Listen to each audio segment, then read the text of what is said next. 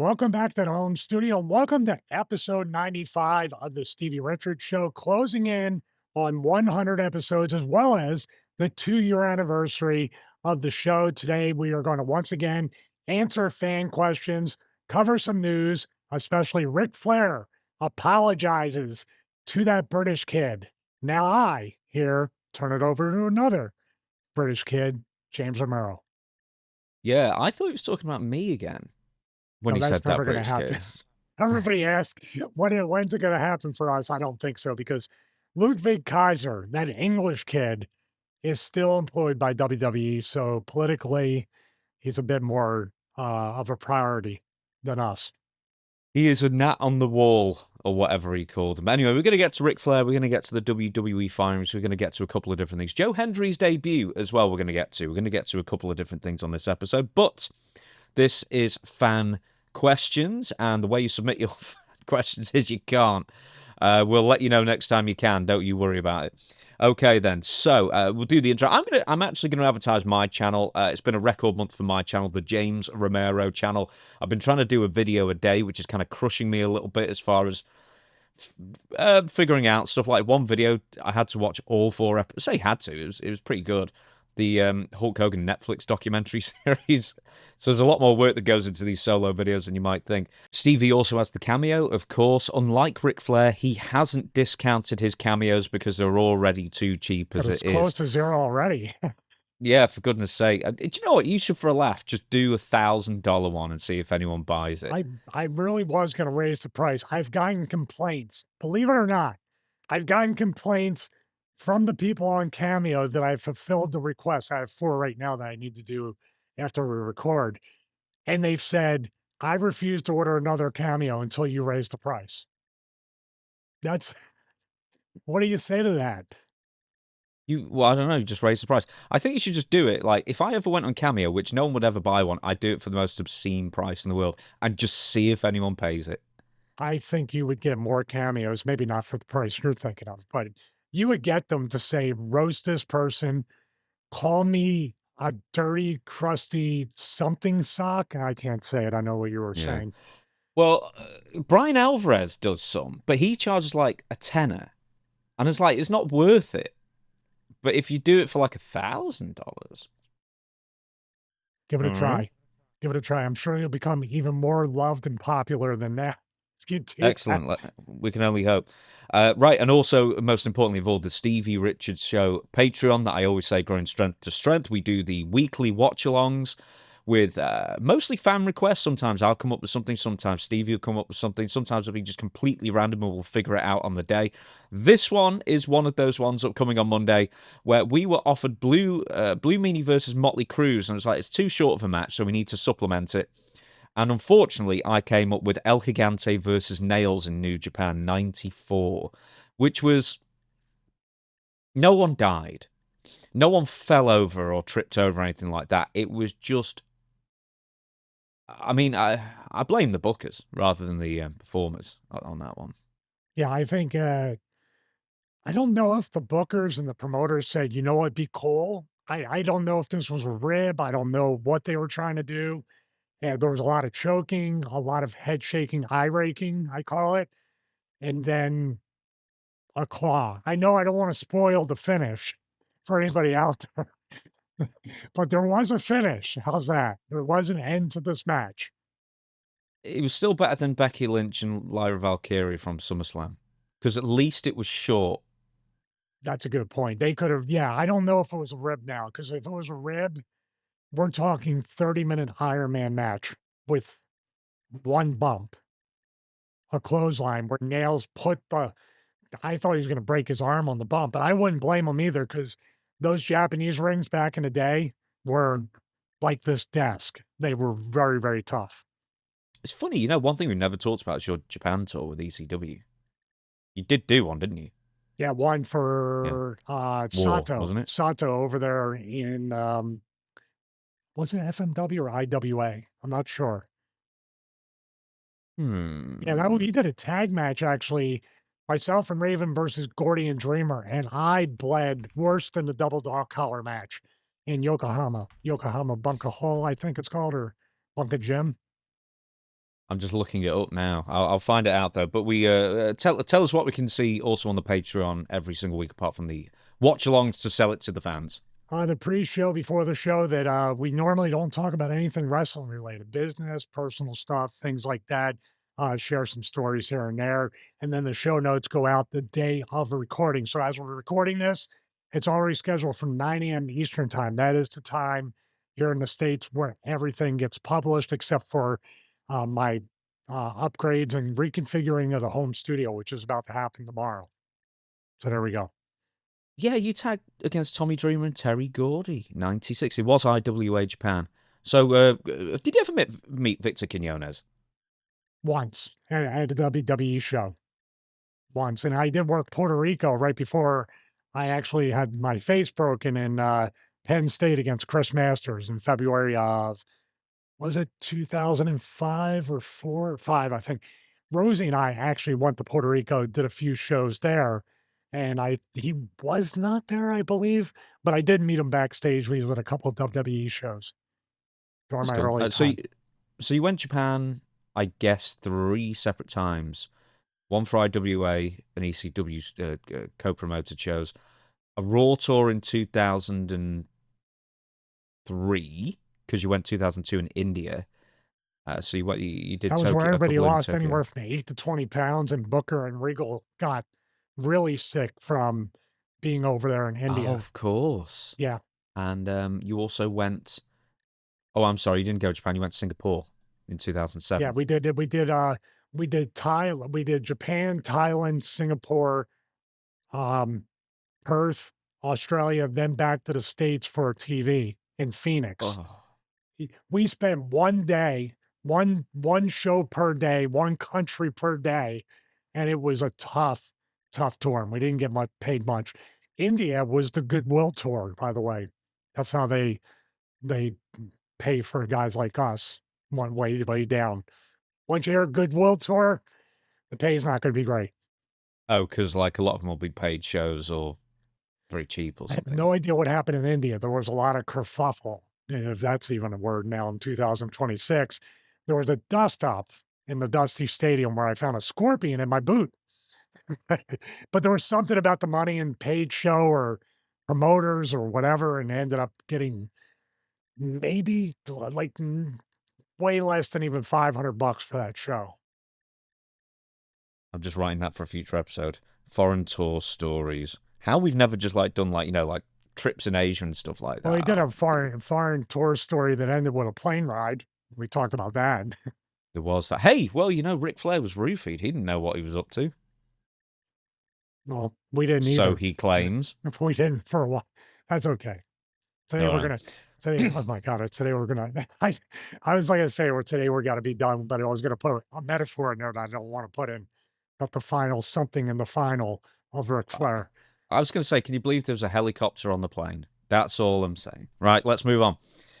Fan questions. Going to read them all to you. And here's the first one from Cody Surfs Up. It says, do you think some wrestlers train too hard in the gym, potentially setting themselves up for injury in the ring? Yes, thank you very much, Cody. Also, he added in parentheses, worst exercises for wrestlers that weaken the body. Oh, you did. Well, thank you, James. How's that for your question as well? Man, that's a tough one because when you're young, you can train as hard as you want. I was one of those people, overtraining with cardio. Also, I never lifted super heavy, but doing a lot of supersets, trisets, doing a lot of drop sets, little things that would, in a technique, kind of lean me out because I knew I could never be as big as a lot of these people that are currently on the roster that I was on. So I would try to be as lean as I could. And obviously, the cardio, while it's not ring shape, it at least prepares you to be winded, to be blown up, to go in the deep end of the pool, as they would say. Because you get in that deep end and you're not ready, like cardiovascularly or even ring awareness, you're going to hyperventilate, not be calm. And that is the worst feeling. You're literally drowning in the ring, from a cardiovascular standpoint. But lots of people train hard in their early days, myself included. Then the priority needs to switch, I would say proactively, but 100% of the time with guys, especially, it's reactive. Nobody does yoga, stretching, prehab work, or anything until after you're so injured and you're not able to get a good workout. So, in other words, I think everybody trains way too hard. And in this day and age, we see a lot of injuries that might be based on maybe not the overtraining, that could be part of it, but the types of training that are being neglected because your youth says, I can recover from anything, even if I'm training wrong. In other words, this kind of prehab, yoga, stretching, even you look at Pilates, other types of workouts that can really, even animal flow and stuff like that, to keep your body moving and your joints and all that stuff for flexibility, pliability, mobility. Nobody does that until they're in the spot I'm in, back injury already, neck, tennis elbow, knee trouble, all these different things. Then you're like, now I need to start training properly.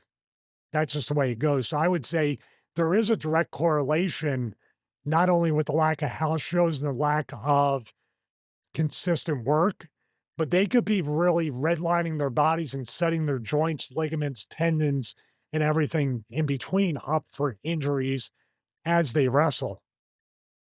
I was listening to the Bret Hart audiobook not too long ago, and he said, like a lot of wrestlers, like all wrestlers, I guess, from his generation, they're just aching constantly. It's tough to move around, after they retire. And he said, well, that was probably from training too heavy, more as much as the wrestling, if not more, throughout the years. So everyone was obviously really focused on being as big as they possibly could be. They were doing probably too much heavy lifting, as you say, but also working out has, really evolved.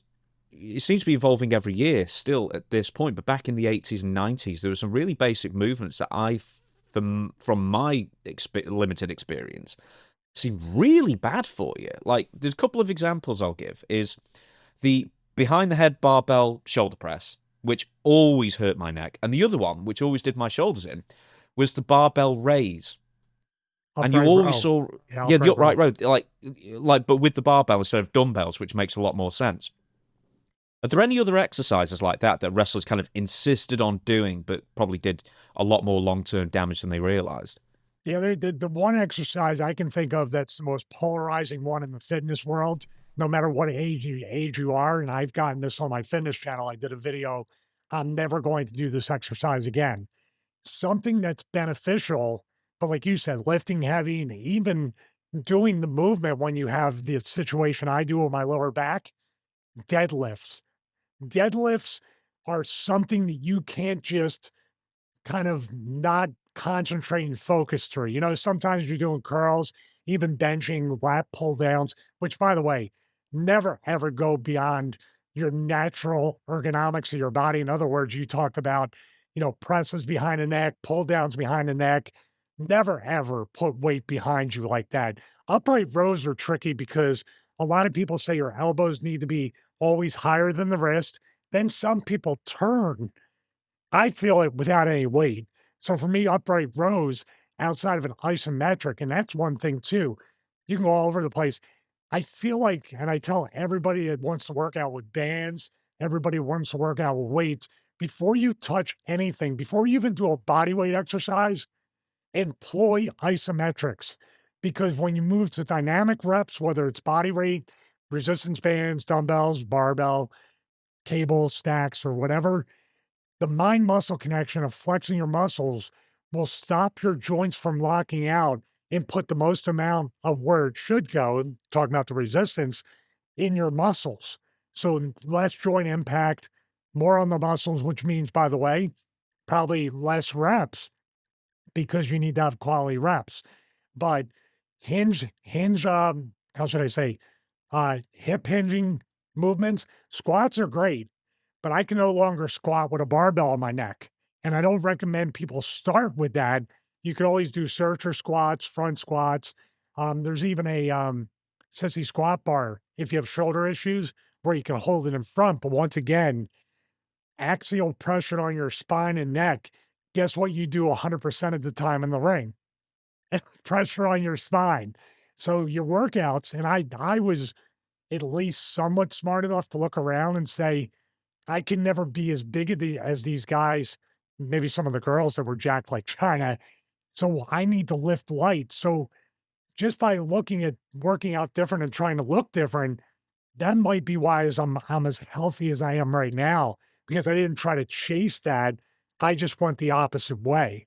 Um, and I'm still hurting. I'm still achy and all that stuff. But imagine if I lifted heavier, power lifted, I would be in a lot of trouble right now. A few years ago, there seemed to be an ACL epidemic. Like everyone was tearing their ACLs in training or in wrestling or in the ring, and it seemed to be mostly women. And I think partially that was attributed to an NXT culture of competition where they would have like like deadlift or squat max rep Yeah, I was charts. there. I Like saw it. competitions. Yeah, I was there at the perform when I did the week, which felt like a year at the performance center. I looked up at the board and I saw people doing PRs, personal records, and competing. And I was like, that's really good. But I'm watching people try to deadlift and squat, do the three exercises for the combined weight, the bench, the deadlift, and the squat. And I'm watching these people deadlifting 400 or 500 pounds and then getting into the ring to run the ropes and dropping knees on the. And I'm like, what is going on here? With like no, like, maybe a little bit of foam rolling and some warm ups and maybe the world's greatest stretch, maybe a little bit of cardio to warm up, but then getting in the ring and not doing the post workout rehab and stretching and making sure just getting right. And that's youth right there once again. But when I saw that, I was like, you guys are promoting it. I get it. You want to run it like an NFL strength and conditioning program, which they had really good strength and conditioning. But that was the part of it. When I looked up at the board, I was like, you guys are competing for the wrong stuff here.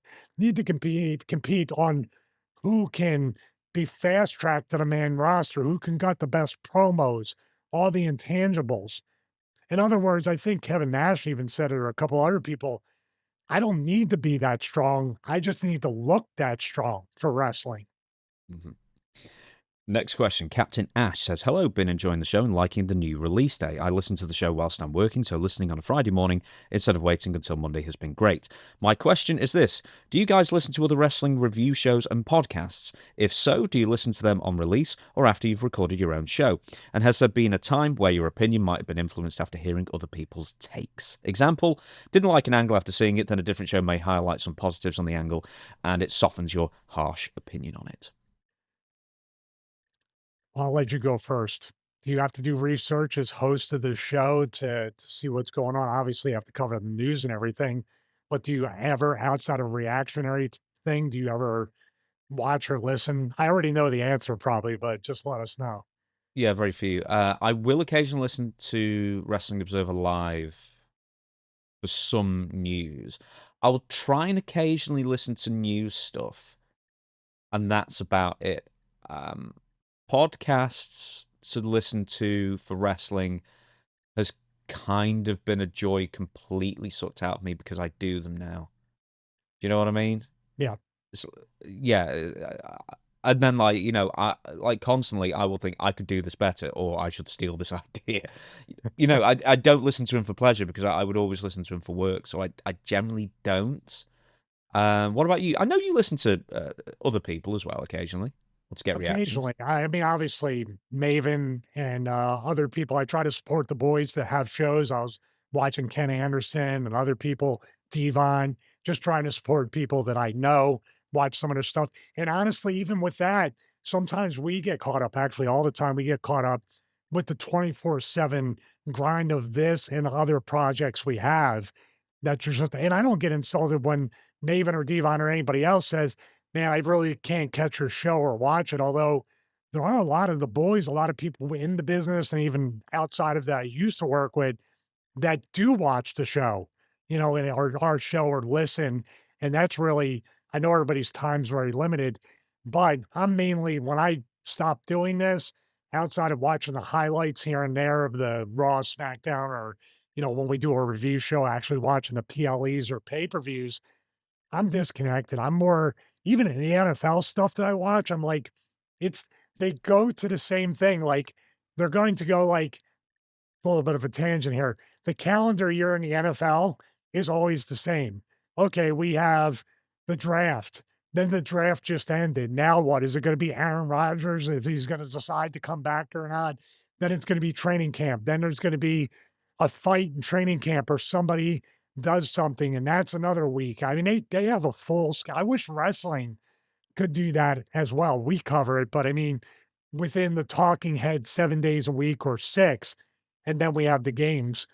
I really try to consume content that can make me better at this. So occasionally, maybe, but most of my stuff is technology, production, and then if I want to escape, I'll watch like the Y Files or I'll listen to a Wi Fi. You know what's funny is I used to consume 2 to 3 hour podcasts if I was laying outside, if I was working, assembling gym equipment, or just walking. But I find my attention span, even for that, had I like you said, I'm listening or watching. I was like, I should be watching something that has to do with my job, do with my business. I stop and then go to that. Do you ever feel that way? Yeah, yeah, especially in the gym, actually, which I'm very rarely in these days. But like, I will try and watch wrestling or listen to wrestling if I'm in the gym when it's like in between the 9 to 5 times, or if I feel like I should be working and I don't want to waste the time. I'm trying to think if there's anyone else. Occasionally, I will listen to the very odd clip from Conrad or Jim Cornette. But ever since I was doing my solo channel, I hadn't realized how many other people were kind of not doing what I do, in the sense that I think other people report news and stuff, but they don't do it the same as me. But here's something ridiculous. Like, I'm so connected with other wrestlers' podcasts, like how they're doing and their numbers on YouTube specifically, not because you can't get podcast numbers. I never heard of Santi Zap until like a month ago. He's got like 500,000 subs. And it's like, how have I not known who this dude was? And I guess but he reviews shows more than anything else. And I don't really review shows. So I'm wondering where I kind of fit into all that, actually, as well. So I need to now research more what other people are doing more in the solo fan commentator realm as well. But that's something that I've never really researched in. But I mean, it's the question. I mean, you've listened to, you said that you like Solar Monster, I was about to, I think. here we go again with somebody had messaged me on Patreon about like, I don't even look at the show notes or now this wasn't even the show notes. I was waiting for you to finish your point. I was going to say, I forgot about him. But when he comes up and I'm impressed by him, number one, the thumbnails are really cool, the way he draws them up and everything, or whoever does them, but it's all audio. So I don't feel like I need to even, it's noise in the background as I'm working out or doing whatever, but also his takes. And he reminds me of you because he was like, and he probably still is. I haven't, if you don't watch something, by the way, on YouTube, if you watch one thing, like I watched something about geography. Now there's 50,000 geography things in my feed. But I watch one solo monster video, then I get this. But if I get away from that, I have to seek it out with that. And yeah, he's definitely somebody with the way he puts things. He reminds me of you with the raw honesty of what he has, with what he says when he watches like a his reviews of Dark Side of the Rings are really, really good, and other types of news items with that. So yeah, that's one guy. I haven't seen it in a while. The only other one I watch, which is funny, and people say I must miss these episodes because I haven't watched it in a few weeks. But if Botchamania comes along in my feed, especially if I'm just sitting there, that's not really cardio stuff. The shows, the pay-per-views, if I'm on cardio for 30 to 60 minutes, that's when I start catching up on things like that. But Botchamania is a cinema chair, kick it back, and let's see how we can not take business too seriously, which sometimes we do. Do you think most people who start these YouTube channels or whatever it might be, or podcasts, do you think ultimately, whether they say it or not, their ultimate goal is to be embraced by WWE or AEW? 100%. That's what I believe. I mean, I've spoken to people who actually have shows and then they're like, I'm going to just do this until I get back on TV. And then other ones you can quite honestly see, of course, from their guests on their show, when they do have guests, that they are just like a half a step away or even closer from being a paid promotion brand or somebody that's collaborating with WWE without putting up the collaboration thing on YouTube. That's literally, can you blame them? I mean, they have money. They aren't going anywhere, even if they seem very unpopular with the ticket prices and everything. TKO and WWE or whoever ends up buying it, they're going to be around for a very long time. It's a short check. And of course, as Tommy Dreamer would say, and people love this impression, I haven't done it in a while, I go, wacko, they're paying you for your misery. Yes, they are. And yes, sometimes it's a lot of money. So your misery gets kind of subdued a little bit and you get paid for your misery. We have a different way of looking at it. And some people say the way we're doing things and the honest takes and everything. Dude, I will get a text, especially from people like Swinger, whenever he sees a clip. You're never getting booked again. Mission accomplished. I think the Wrestling Bios guy does a good job. I'm trying to think of other YouTube guys as well. Anyone else out there that you want to mention, or anybody that you can't stand? No, I can't think of anybody I can't stand because I wouldn't watch their channel. I've never gotten to that point of hate watching a wrestling channel to do that. I feel like I'm hate watching wrestling sometimes. I'm trying to like it, trying to like it. So we talk about things we like. They get 5,000 views. That's true. Hey, we were thinking of doing a Trish Stratus episode until that clip went out. All right, then, next one. Joe Museloff says, or asks, how was it working with Jeff Hardy towards the end of his first WWE run in 2003? I guess the inference here is because he obviously left. He was dealing with personal issues at the time. I mean, I guess the inference is, did he seem checked out? No, I never seen checked out to me. I mean, we were always friendly even before I got in WWE or WWF at the time, and he was already doing local work and starting to get pushed by that point, him and Matt, and definitely friends with Matt as well.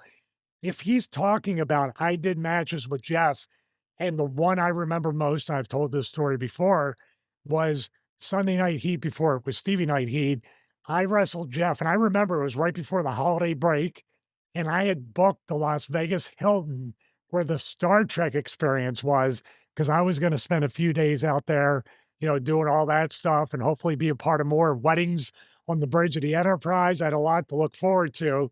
And that was going to be my holiday trip from Christmas to New Year's during the break or just before we did the house show run. Because usually between the day after Christmas, I believe it was probably around the 20th of December, I was going to fly out there, then fly from there to the house shows. I wrestled Jeff on Heat, and I remember we were sitting in not the floor area, not the stands, and Michael Hayes was the agent, and Jeff, I guess, got in trouble for something, and Michael Hayes was feeding this thing into the ground about how I did not deserve to go over in this match, and it was an absolute punishment to Jeff that you have to put this guy over as I'm right there. And Jeff, you're being punished. Just eat crap because you're going to have to put this guy over tonight and show the office that when you put somebody over on the level of this guy, or you wouldn't even call me by my name, that you paid your penance for your sins. And then Jeff broke my nose with a whisper in the wind, and I canceled the Star Trek experience trip to go get 2 feet of gauze put in each nostril. The funny part was like, when the nose healed and that guy had the doctor had to take the gauze and he just kept going and going until he was almost out the door in the medical office after the nose was all set and everything. Yeah. I could not breathe. Try putting a clothespin on your nose and eating, swallowing, sleeping, breathing, existing. It's not easy. Here's a follow-up question. If you had to, all right, let's say you're in WWE, you're the owner. Who do you fire first, Michael Hayes or Bruce Pritchard?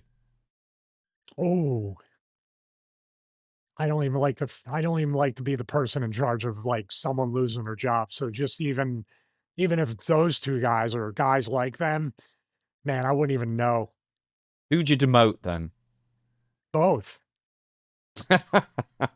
Both. We give them a Legends contract and call it a day or keep them around to do whatever. Bruce was always excellent with formatting and times, according to Russo, that's a really, and they have people coming in and out doing that stuff. I don't know if Bruce is back in charge of that, but I'm telling you right now, Bruce Billy can Kidman now, I think he does the timings he and such, isn't was. I mean, that's what I mean. Bruce was the guy. Briscoe did it too, I believe.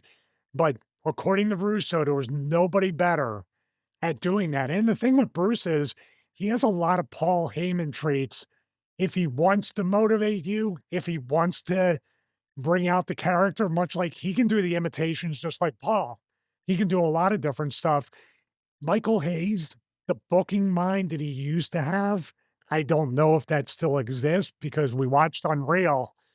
It was a little weird with Chelsea Green. I think that's a big miss right there.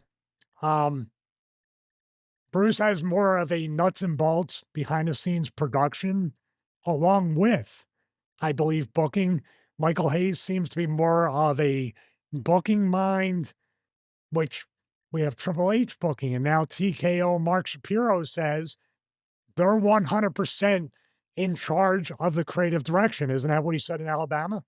Yeah, no, I'm saying that they're not doing the day-to-day stuff. I'm absolutely convinced that they're not. Well, then But you if you need want to wedge Bruce. in a celebrity, But here's the thing. Michael Hayes and Bruce Pritchard are probably in charge of a lot of day-to-day stuff that even Triple H doesn't want to deal with.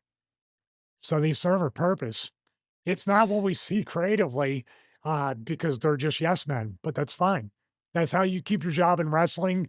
And that's based on the last question. That is the path to getting in there as well.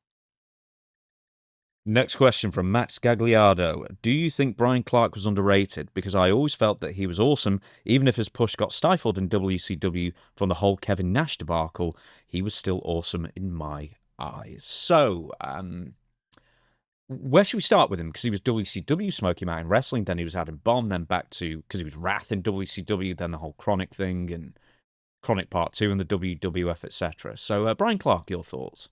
Oh yeah, I would go definitely WCW. He came out with the axe, right? Wasn't he something? I forget the name he had. No. No, it That was was Billy Black. Jack That was Haynes as Black Black Blood. Blood, Yeah. but he came out as something else like that, didn't he? In He was the WCW. Night Stalker, was he? That's it, Night Stalker. Yeah, before Nitro. That was before Nitro and everything.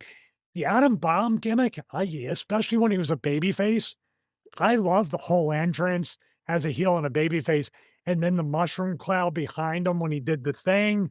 He had the little the little bombs he used to throw. I don't know. I mean, it's nuclear fallout, I guess, can be fun and entertaining for the kids.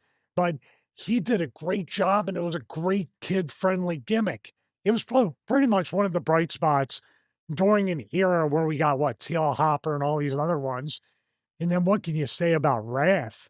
I mean, when he was on that Goldberg-like run, that singles run, he looked as a matter of fact, when he teamed him up with Brian Adams, which they look great together, I was like, what are you doing? This one guy, even though Brian Adams and he together, they formed a great team. Dude, you never even scratched the surface with a singles run for Bryan Clarke. And then when they came into WWF, they did not even give them a chance. I don't know. And I was right there for when they came in and the match and kind of with the fallout in Cleveland after that. But dude, those two guys didn't even get a chance. It was almost like, and I think he has a podcast as well with Ben Veal where he talks about stuff. This guy, they never had a chance to even outside of Kai and Tai to have like a Ryback type thing where they went on over on locals. What did they wrestle Taker like their third week in or something? I think they had like two. I'm just having a look. They had the thing where Chronic. they saved me when I called Taker out and Brian Adams knocked the bike over. They beat Taker up and put him through the table. They had the local, they're not locals, but they had a squash match versus Kind Tai. And then it was pretty much Unforgiven after that. Yeah, so on SmackDown, they beat Kai and Tai. On a house show, they lost to Albert and Kane, and then it was Unforgiven, and then see you later. They had no chance. They had no chance. They had no choice. Nobody had a choice in wrestling at all.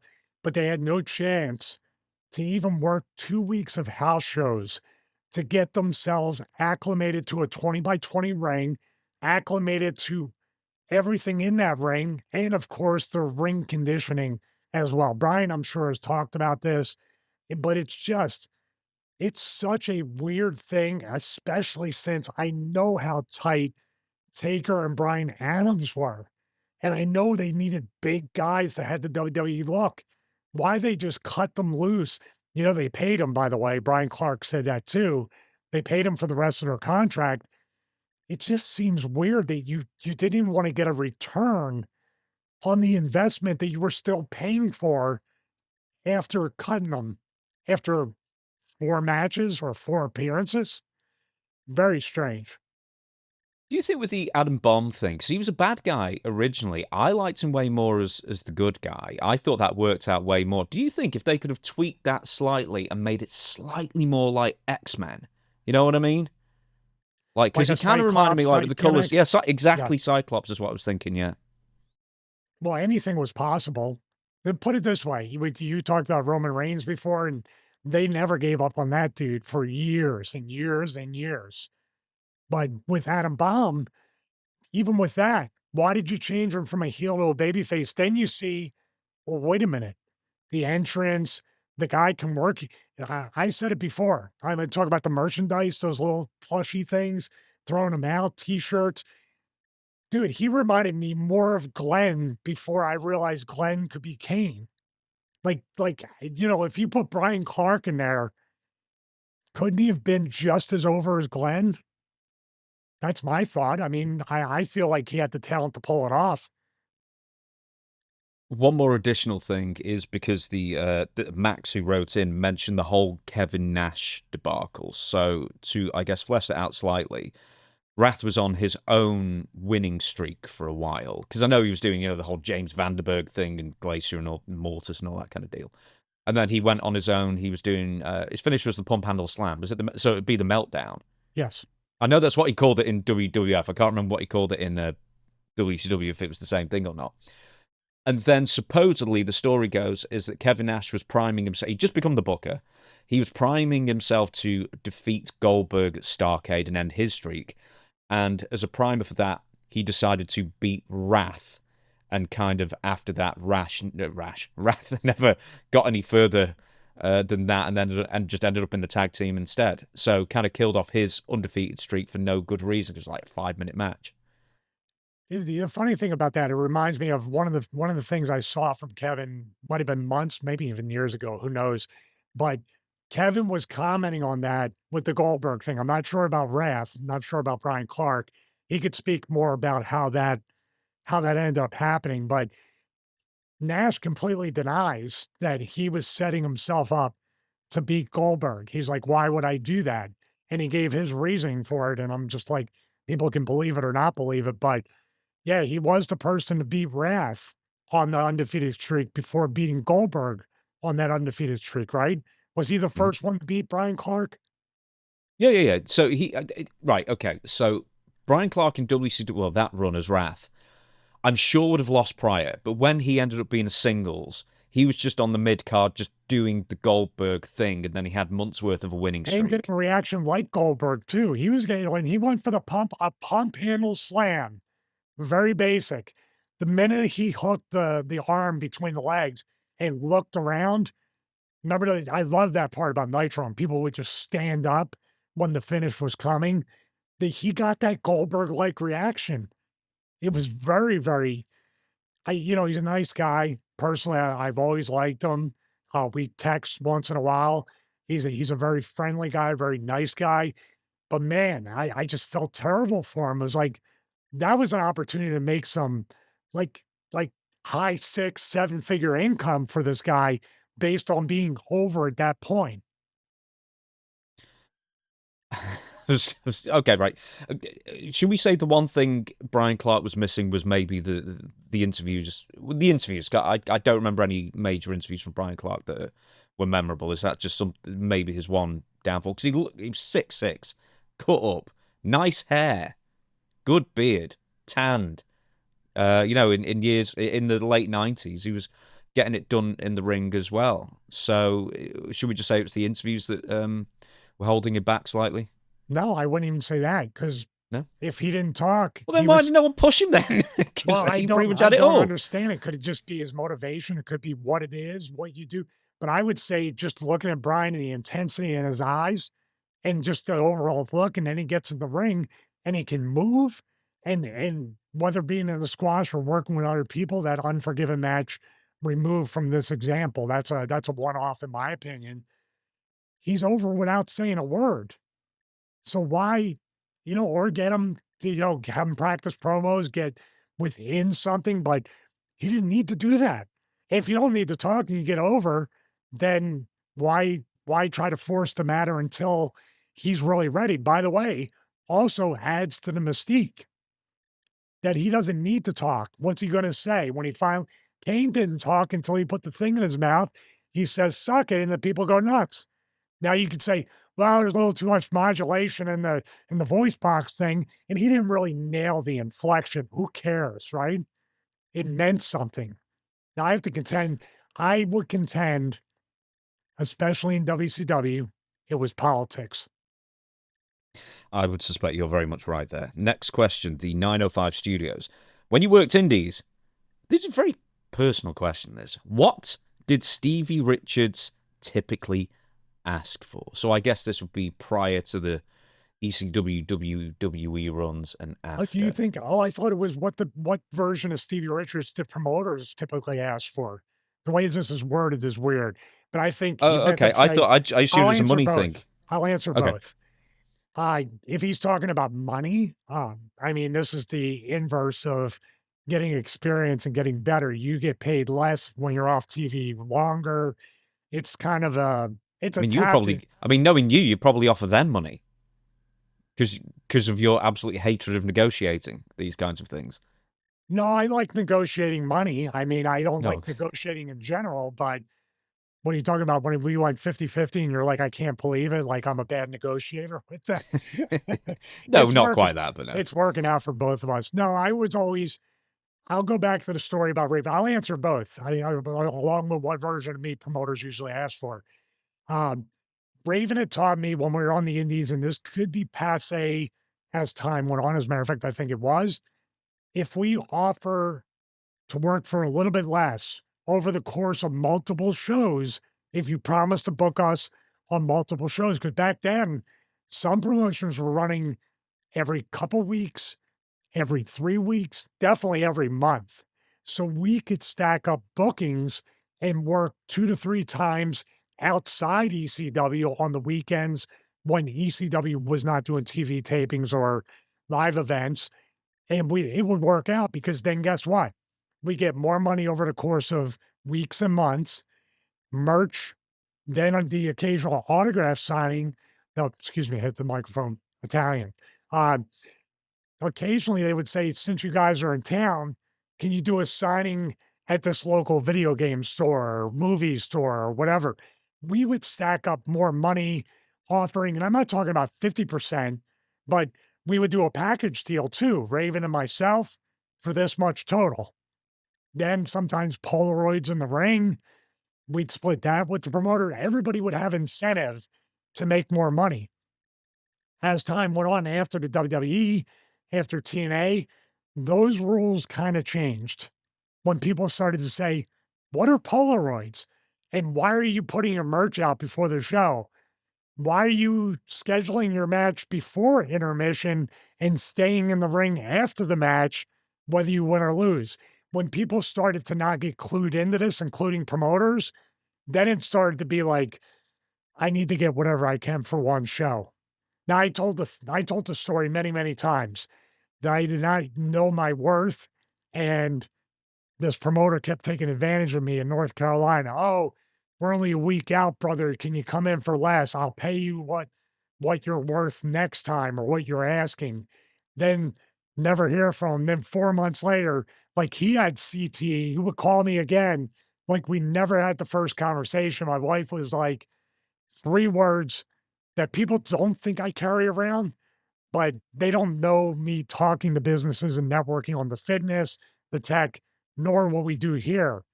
Know your worth. So if you're going to learn a lesson like I learned the hard way, know your worth, don't sell yourself short, attract or reject, all those cliche sayings, that's right there. But I did usually take less than I was worth. Now I've learned my lesson with that in this stage. Now, if you were asking, what's the name? 905 Studios, which sounds like Actually, before we get on the second half, then, so her what was your best ever indie payoff? best ever indie payoff. I would say conventions would be if you're talking whether wrestling or It's a not. wrestling match, specifically as a wrestling match. Maybe I never got 1,000. I might have got 750 from a couple people, and these were mainly what we call money marks, where they were just throwing money and people were getting way more than I was. Um, but I worked that we had a really good match and they kind of bonused me like 50 bucks on top of that, which was didn't have to do that. That was pretty nice. I'd say like 750, 800. That was about it. Now there's been weekends with conventions where I've teamed up with people for signings and we both made money and I've come away from the convention with a little bit more than that or over like 1,000, but that's like once. That was about it. With hey, well, I know that because you don't do conventions anymore. That's definitely since we started doing this as well. You've been getting more offers with conventions, and the more you turn people down, hey, the more you're going to be worth. Yeah, I use the Scott Steiner method of negotiation now, uh, leaving out all the F bombs and everything. I don't need the money. I mean, I always need money. Like people think I'm like last week with the Flair thing, I'm super broke because I don't dress in whatever. Which, by the way, didn't I say for the smartboard thing, I wanted to get a suit, I wanted to wear it, I wanted to look professional. But then when I started sweating in the tank top, I was like, oh, this isn't going to look good. I'm going to look like Chris Farley with the van down by the river suit. But getting to the other side of it, just in case you had, by the way, 905 Studios sounds pretty legit. I gotta check out 905 Studios if it exists. But promoters would normally try to get Big Stevie Cole, but that would never be a thing unless it was the entire BWO. That was something that we all agreed on, but then I see Meanie doing the blue guy after we agreed on that. But it would normally be the BWO, rarely Dr. Stevie, sometimes, but most times it would just be generally Stevie Richards because they would want a good match and put the local talent over. Next question from Casey O'Connell. The older I get, the more questions I have. How do wrestlers take butt bumps, leg drops, stunners, anything like that that has you hitting the ground ass first? How much give do rings have? I think I would need a trampoline type of give. That's an excellent question. And this might be the reason why, the major reason why my lower back is where it's at right now, because I did take a lot of like Bubba bombs, which is a full Nelson where both guys sit out. So I'm sure Bubba feels the lower back pain as well. We have a segment on Bubba later on in the show. I took lots of butt bumps. My backdrops, you noticed that on one of the matches, I overshot a lot and would land on my butt. Um, it definitely the tailbone area, the hips, all that stuff, especially your lower back area, it does a lot of damage. Leg drops, I'm sure Austin feels it from the doing so many stunners. It is not. It does not have a lot of give. Now, if you're a super heavy guy, if you're doing what who used to sit out? Like Yokozuna would miss the sit out, Vader would miss or hit it. There was somebody else that would do a big sit out and then just sell, or generally wrestlers would do it. The heavier you are, the more cushion you're going to have because the ring, take it from somebody who done the leg drops and done all that stuff. Uh, I would bounce up, but the ring wouldn't move. So yeah, that would definitely the ring, even a bouncy ring, and here, even with a bouncy ring, the more forgiving the ring, James, finish my thought. What does the ring do to you when it's really bouncy?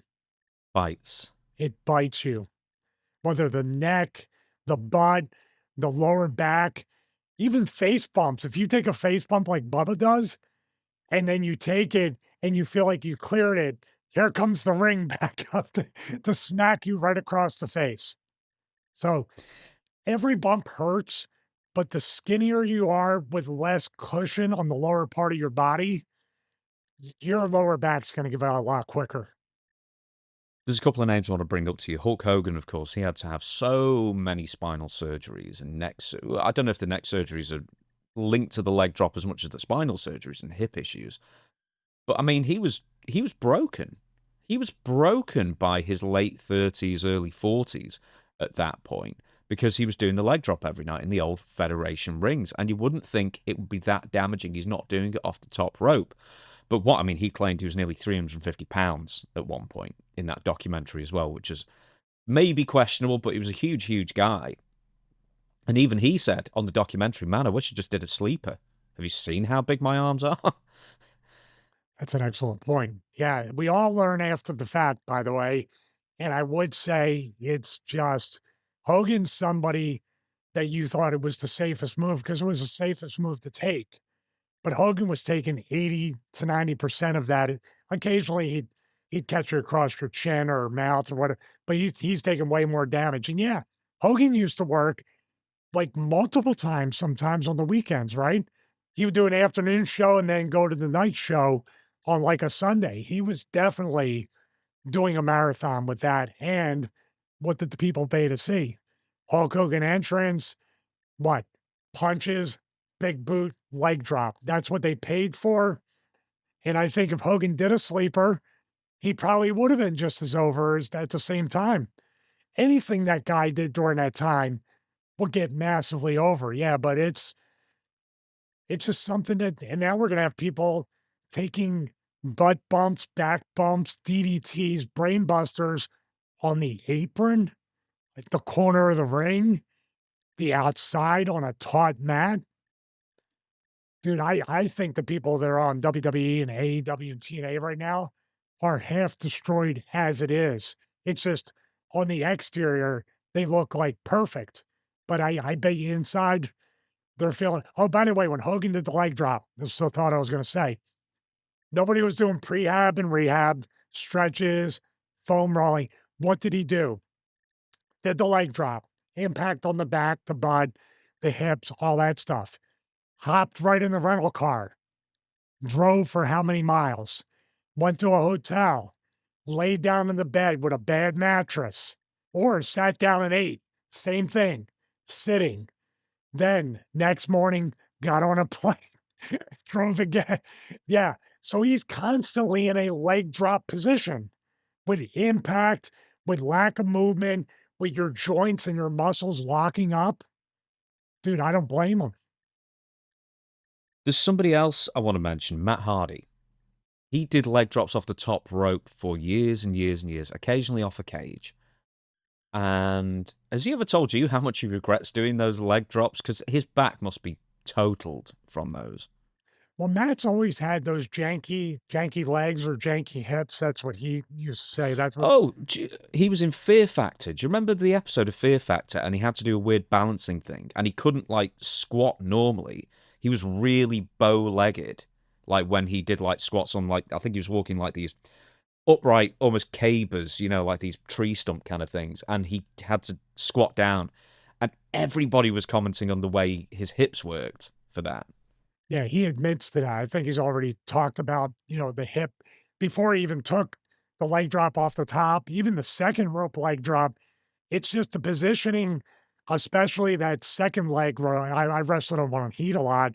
The second rope leg drop is closer to that corner. So he's taking a butt bump on the apron. It's just as solid. But yeah, I mean, Matt's a guy, him and Jeff. And Matt is somebody that they both have good minds for the business. But Matt, when I worked him, I would see how Matt could always evolve and do things, version one, Broken Universe, it's all Matt, which they're both super creative. But at the same time, I could see like in between matches the way it hurt and everything. And the guy's still wrestling, right? They were in TNA. They were TNA. Are they still tag champs? Well, they're still in TNA tagging, yeah. But they were tag champs for a bit too. I think they might still be. Dude, I mean, I'm sure Matt's smart enough to try to do all these physical therapy type things, but it could be too late. You're just basically keeping it from getting worse. The system of the tag champs, they won a couple of weeks ago. Brian Myers and Bear Bronson. Are there any other moves that affect or compress the spine that you can do regularly? I'm not talking about getting dropped on your head and getting your neck broken, but is this about the worst move you could do, a leg drop, for your spine long term? Or is there something else that affected your back worse? I would say a leg drop is right up there. And when you go to a higher point from the ropes, from a cage, Bubba too at the Bubba Bomb, he did it a couple times off the second rope. He's taking the brunt of that on it. Now he's big, so he can take the cushion of that. But dude, you want to hear something weird? The ring, depending upon the ring, I think this is why WWF or WWE rings were so stiff. Running the ring can put your hips and your back out of place because of the bounce. It's like running on kind of a mattress sometimes, even though it's not as soft. That messes you up. You know what else can mess your lower back up? When people like Brett would take hard turnbuckles. That's, he would take a really hard turnbuckle and the turnbuckle would just like hyperextend your back, would Mm. impact. Mr. Perfect with his bumps probably jacked his back up. Yeah, well, he had back issues for years, I think, as He well. could still outperform everybody. Okay, next question from JK Reacts 1. Please keep your answer 3 minutes or less. Stevie, I'm an upstart reaction channel who only has 3 videos uploaded, and have been trying various editing software, including QuickTime Player for Mac, for editing videos. Would you recommend DaVinci Resolve, Adobe Pro, or another software? Yeah, here we go. Been waiting for this one. James folded his arms off camera. He's looking off. He hasn't taken the headphones off. Yes, he's taking the headphones off. He knows. See you tomorrow, James. Bye, everybody. I will keep this. He walked off. I will keep this as short as I can.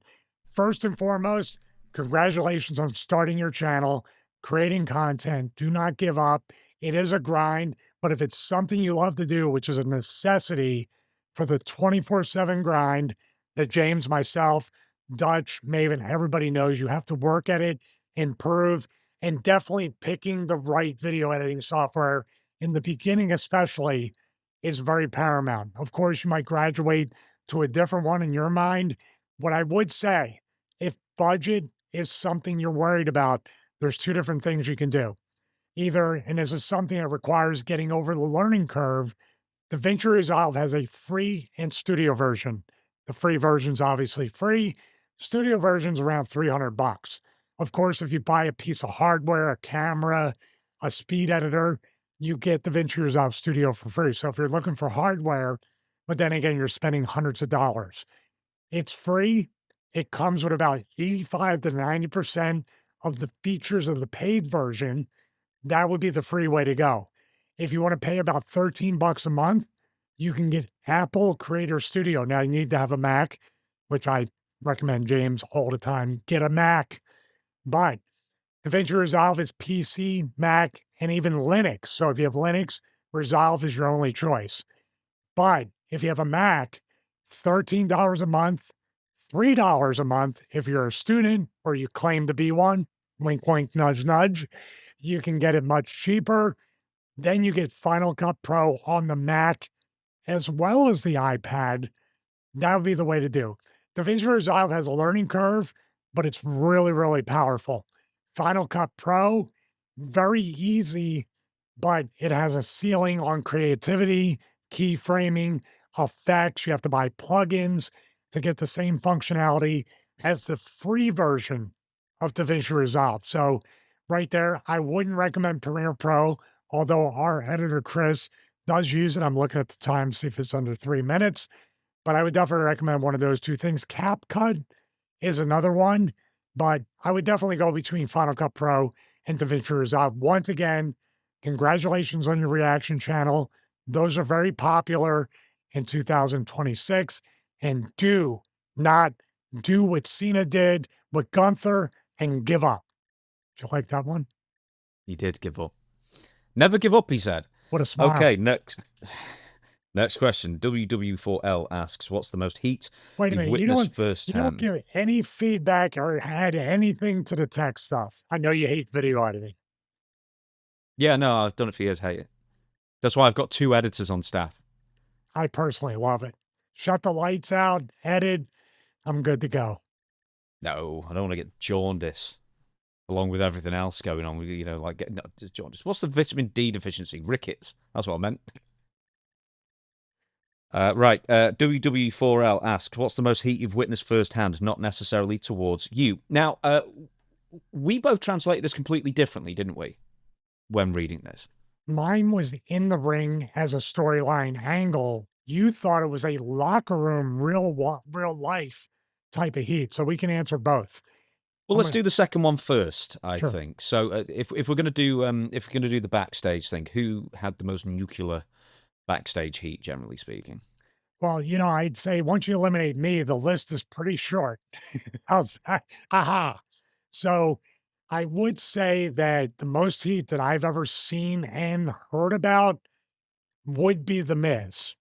More about hearing about it, and that wasn't even thrown out of the locker room. So quite the redemption story with The Miz. Right now, Hall of Famer, perennial, reliable guy, and the business almost drove him away. Can you imagine that?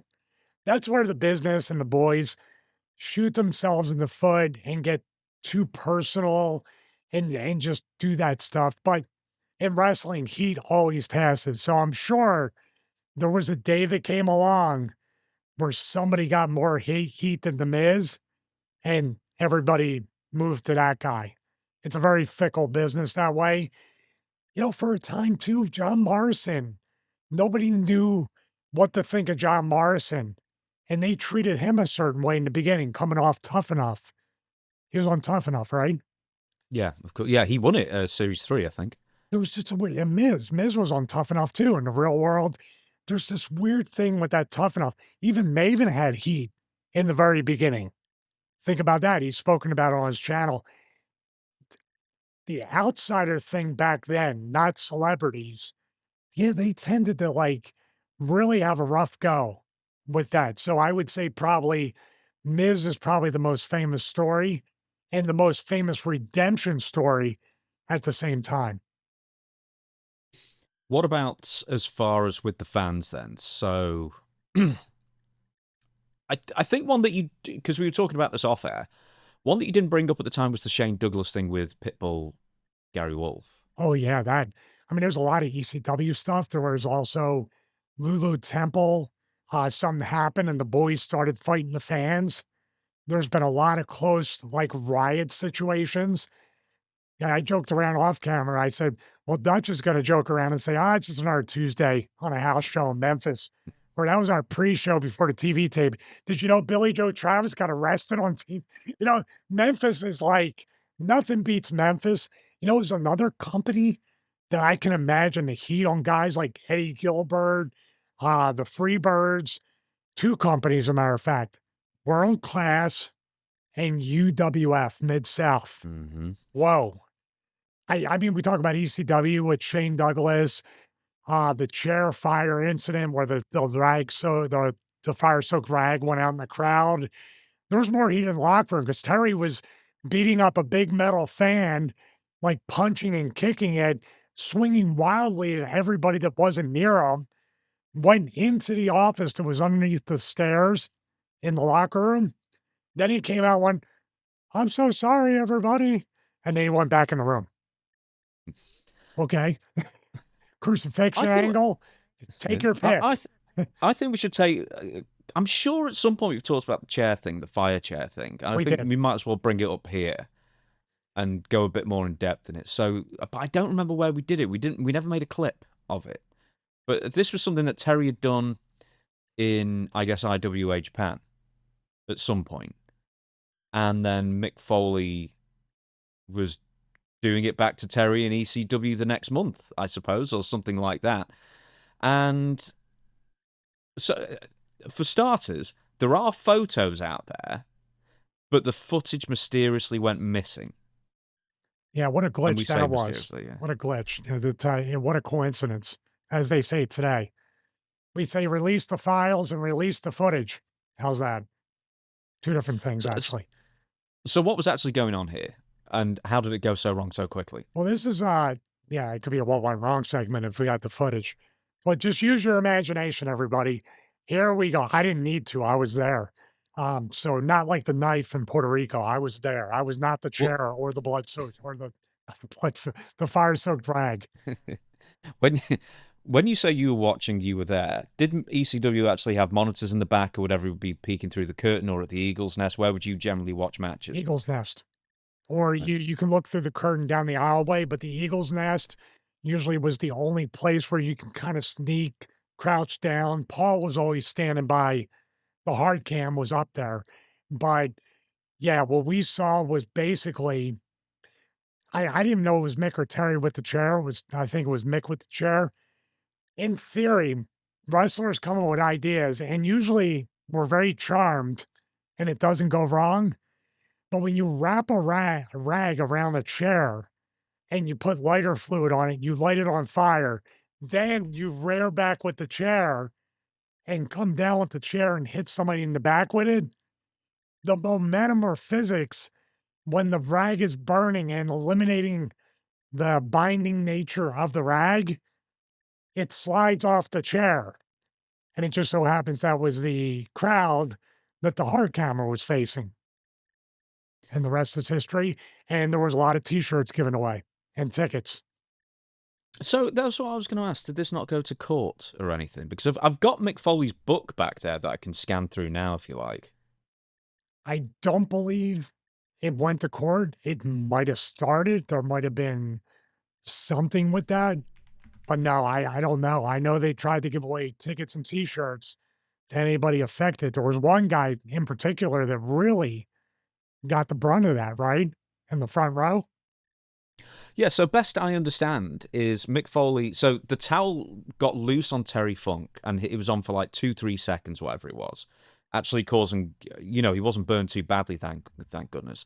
He managed to throw the towel off him, ended up landing on a fan in the front row, I guess. This was ECW's Born to be Wired, I believe, Oh, so I 1995. misremembered it. I thought the chair was swung and it just kind of slid off, but the the fire got on Terry and then Terry just kind of get off me and it went into the crowd.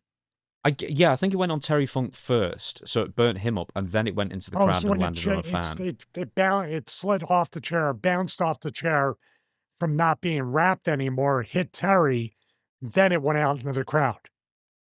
Yeah, do you know what? Let me just get the book. A few moments later. I have got the book, and here is what Mick Foley wrote about it. So he definitely says, so it's a kerosene-soaked towel wrapped around the chair, of course. Raven touched Funk's iron to the towel, and the fire chair lived again in the ECW arena. I looked at Funk, who was flat on his belly. I raised the chair slowly and could feel the heat on my arms. As I came down with my swing, Dreamer made a dive for Funk and used his body as a shield to spare Terry the blazing consequences. The effect was awesome. Dreamer had seemingly risked his life to save the fallen Funker, and the crowd loved him for it. Everything was going great when I heard Terry's voice. "Pick it up again," Terry mumbled in a voice so low that I could barely hear it above the roar of the crowd. "Are you sure?" I asked. "Use it again," he reiterated. I picked up the fire chair and slowly raised it again. Terry was getting to his feet, and I stalled to give him more time.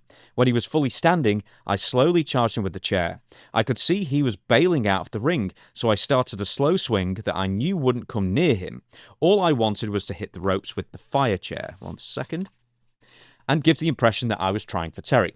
Before my shocked eyes, I saw our plan fall to pieces. What appeared to be a giant fireball flew off the chair and instantly ignited Terry, who was bent over by the ring apron. My first thought was to save him. I completely abandoned my character and my storyline and dove through the ropes to try and put out Terry. I knew the flames that had about 3 seconds of contact time before that really did their damage. Terry was up to at least 2. I took off after Terry, but he was running like a madman. To this day, I try to relive these events in my mind and try to figure out why I couldn't catch him. Was he moving too fast to catch, or was I simply a coward under pressure? That question still haunts me. I do remember thinking, I've got to catch him, and then wondering, what do I do once I'm there? I had no answers. I wish I could point to a burn on my body and say this is where I saved my hero, Terry Funk, but all I have to show for it is a heavy conscience. I remember thinking, he's gone, Terry's gone, before fate or God or luck lent a hand. The fire seemed to roll off Terry's shoulders as if by magic, and Terry collapsed to the floor. In actuality, a fireball had not flown off the chair, and Terry himself had not become ignited. Instead, the towel that was on fire had flown off the chair and landed on his back. The towel had been burning, not Terry, although I'm sure that's small comfort to Terry as he was helped in the dressing room. When I got to the back, Terry was on a rampage. His right arm had been severely burned, and he was more than a little annoyed about it. So, a Cultaholic article talks that the fan was named Raymond Schweitzer. He claimed he was burned that night in the ECW arena and that he eventually suffered from PTSD as a result of the incident. The case went to trial in May of 2000, but was dismissed. There's some other interesting stuff as well, is that while ECW staffers were trying to put out the fire, somebody else turned the lights out because they were about to run a post-match story to build to November to Remember 1995. And then something else that was funny is that after this incident, Paul Heyman vowed that they would never use fire again in ECW. Now, here's where we were talking in between and you were researching and everything and reading Mick's book. When did we do the flaming tables where Public Enemy won the tag titles back? Because I believe that was a month after or the night we won them back. Was it October 7th? Because the Pitbulls won them September, then we won them back in October. Then the same night, we had the three-way dance with the Gangsters, Public Enemy, and that's when they kept lighting the table on fire, and I was on top of the second one. Oh my goodness me. That's in 96. Man, you wrestled the Pitbulls a lot, for goodness sake. So the title change... 95 was the title change when we dropped them in September 95, re-won them, then Public Enemy won them back in a three-way dance. Right, yeah. So that was ECW Hardcore TV 131 Philly. That was 7th of October. And then... Oh, I got the date right. Got it. There you go. And then the title change was... Yeah. What? How long were you champions for? Then you must have lost it in the Ultimate Jeopardy. We lost them. Oh, no, I thought we lost them the same day we won them back. Or did we won them back? I'm looking at title changes here. It's very confusing because you were also like indie tag champions as well at this point. Yeah, like Steel City tag champs and something else.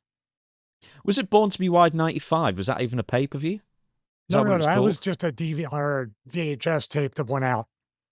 That was a TV, but it was like Lost Battalion Hall and other ones. They were released on ECW video. I can't even see when you defeated them in October 7th. When did you lose that same night, again? I think. The same night of the TV tapings. This is all very confusing. But we used fire in October 95, correct? Yeah. So basically right around the time that this happened, before or after the Mick and Terry thing. Just like a couple of weeks, if that, I think. It'd be funny if it was on the same show. Was it? That would be amazing if that was on the same show. But no, I don't think it was. So the date of that was October 28th. So that was 3 weeks later. No, Paul's right. So we did fire first with the tables. Then they did it again. I don't recall. Well, they did do fire because they put later on, especially on TNN, they had put balls through flaming tables before. Tommy got flaming. Yeah, they did a lot of flaming stuff. And also fire. Yes. Wrestling. Of course. Wrestling. That's wrestling. Like Man, acting. that was confusing. But yeah, that was really difficult to find the info that there actually was a lawsuit. But for some reason, it's almost like it was done on purpose. What, that there's no footage? There's no... It's urban legend now. So let's move on. Because honestly, the amount we cut out there while we were trying to debate what actually happened, goodness me. We've got two more fan questions, then straight into the news. TRS13, Stevie, what moment in your wrestling career did you pause and go, yeah, that's why I chose to become a professional wrestler? Was it the Flaming Chairs incident? Yes, this is when Terry was trying to assault everybody backstage, rightfully so. I didn't know he had the burns he had, but you said he came back and did pre-tapes afterwards and promo. You said he wasn't hurt. I said, no, he was just crazy. He probably was really hurt. He just knew he he had an obligation that he needed to fulfill. That's Terry Funk. Good for the business. Back then, that was the excuse for everything. So there was many moments. That's why I'm very blessed and fortunate and lived a very charmed career. There's lots of times where I was like, yeah, this is the moment. Some of them were weird enough, like where people would say, really, is that it? One of them was when I was taking the super duper bomb during that tag title match in September 95 against the Pitbulls. When we were laying there, got pinned, we heard the crowd, the way they reacted to Pitbulls, the entire storyline that led to that moment where they lost the titles right away back to us. And then there was another confusing title change. But that was where I was laying there going, wow. So this is like a real storyline with dips, with lots of heat, with them chasing the heel champions. And this is what it feels like, the payoff, the fans reacting and knowing that we had a part in this. That's where I was like, wow. So this is what it's like to have psychology, have a storyline. This is why I became a wrestler, because we played a major part in having the toughest fans in the world react with raw emotion and cheer for baby faces and not be contrarian to something. That was a moment.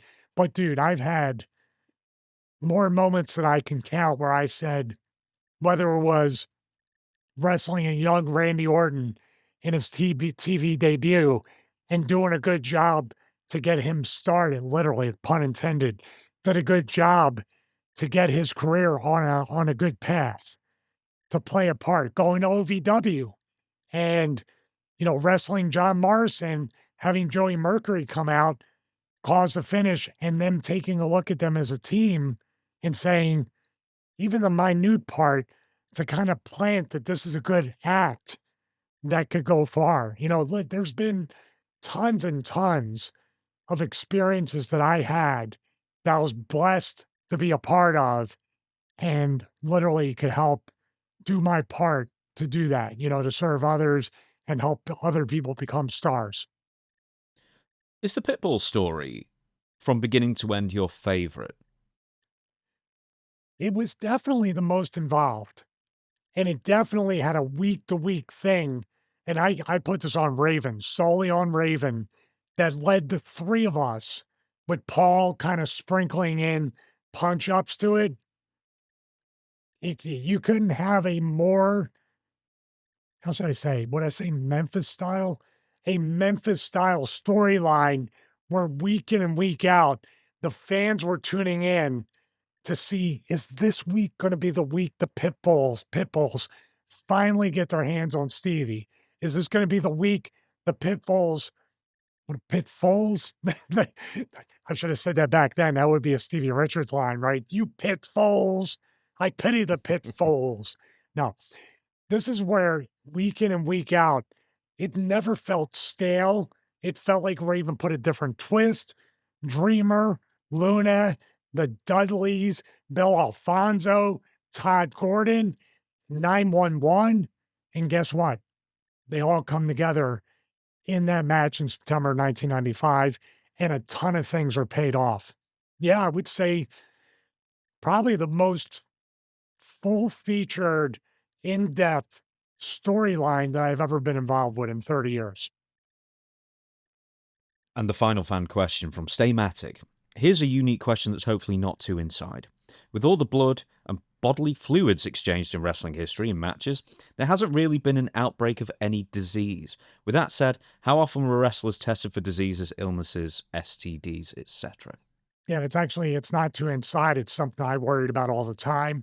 The one thing, the most dangerous thing that ever happens to any wrestler in the ring is staph infection or MRSA. I had a staph infection once in my life, and it was based off of, and it was weird. It was in a clean ring for Wildcat Sports on a military show. We did a show on a military base. And I just remember coming back and I had the worst flu, like all of a sudden.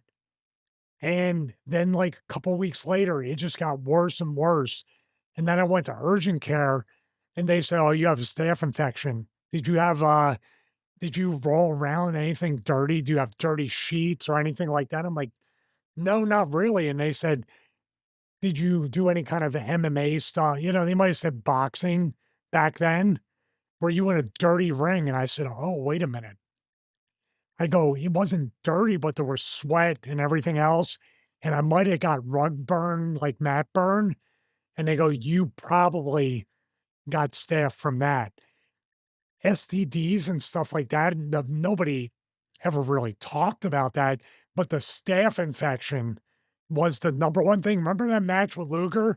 I think it was when he won the world title from Wyndham when Flair left. Luger had a staph infection and he needed Great to, American Bash 91. Am I right there? yeah. In the Or it might cage? have been, yeah, in the cage against Wyndham, but there was Yeah. Bash 88 against Flair. Did he have a staph infection there too? He definitely did a pay-per-view and he literally just got out of the hospital. At least Jim Ross said that, and competed in the match. And dude, staph infection, MRSA, that type of stuff is no joke. You can die from that. You can lose a limb. It's really, and I had it in my back. So that was a that was a precursor to the eventual spine infection. And I didn't even like that. I thought that was the worst you could ever get.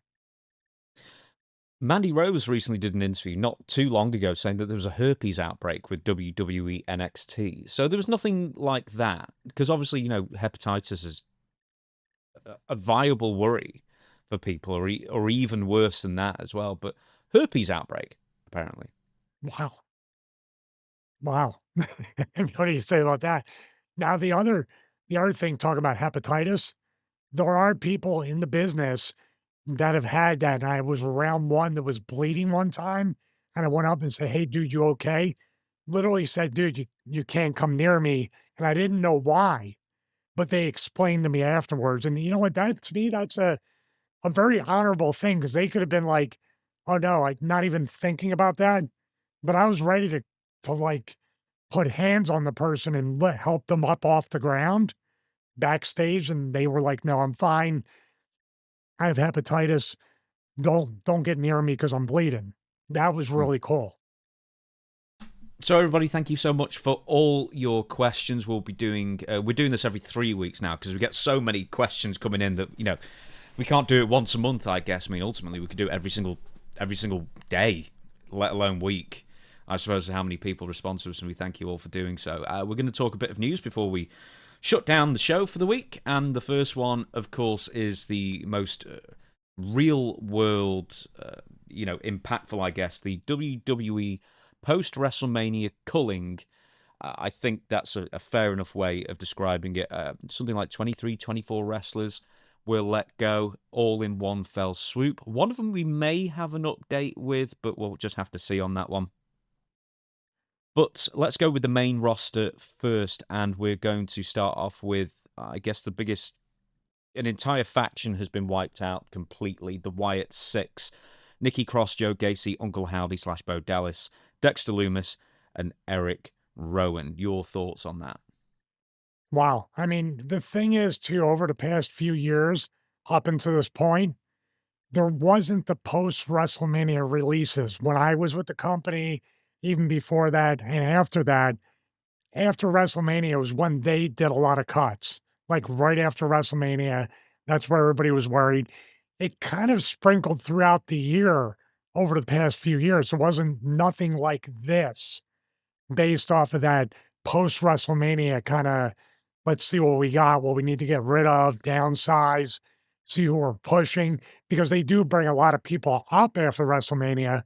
Therefore, the main roster people they're not using usually are the victims of that. And in this case, we're kind of back to that schedule, I guess, for now. And of course, this is the real world stuff. 2026, lots of people being laid off, fired, downsizing, cost of living, inflation. Not a great mix to lose your job in any economy, but especially this one. There's a couple here that are mystifying. I think the Wyatt Six, they could have got so much more out of them. But of course, they didn't get over. Well, you didn't push them during Halloween when they had a house at Halloween Horror Nights. Right there, the writing was on the wall, at least for me, to say they're never going to do anything with them because they didn't do anything with them during Halloween. I don't know if they just kept them together, kept them employed for a time because of Bray Wyatt, trying to honor him. I don't know. The Zoe Stark thing, she got hurt. We did a what went wrong on that. Well, No. before we go to Zoe Stark, there's a bit more on the White Six I want to mention. Oh, Because I please. always thought, and I think a lot of people kind of felt the same thing from what I understand. They started off so strong, and then by week 3, they were a mid-card act, moved to SmackDown, and they were just there. You know, they were an entrance, and then they were just there. They didn't really... Aside from those initial vignettes, interviews where Bo Dallas, Uncle Howdy would interview himself, and they would build that through weeks, and then they had that huge thing where they killed everybody in backstage and the end of the show on it. And then after that, they were just a mid-card act from there on in. So they built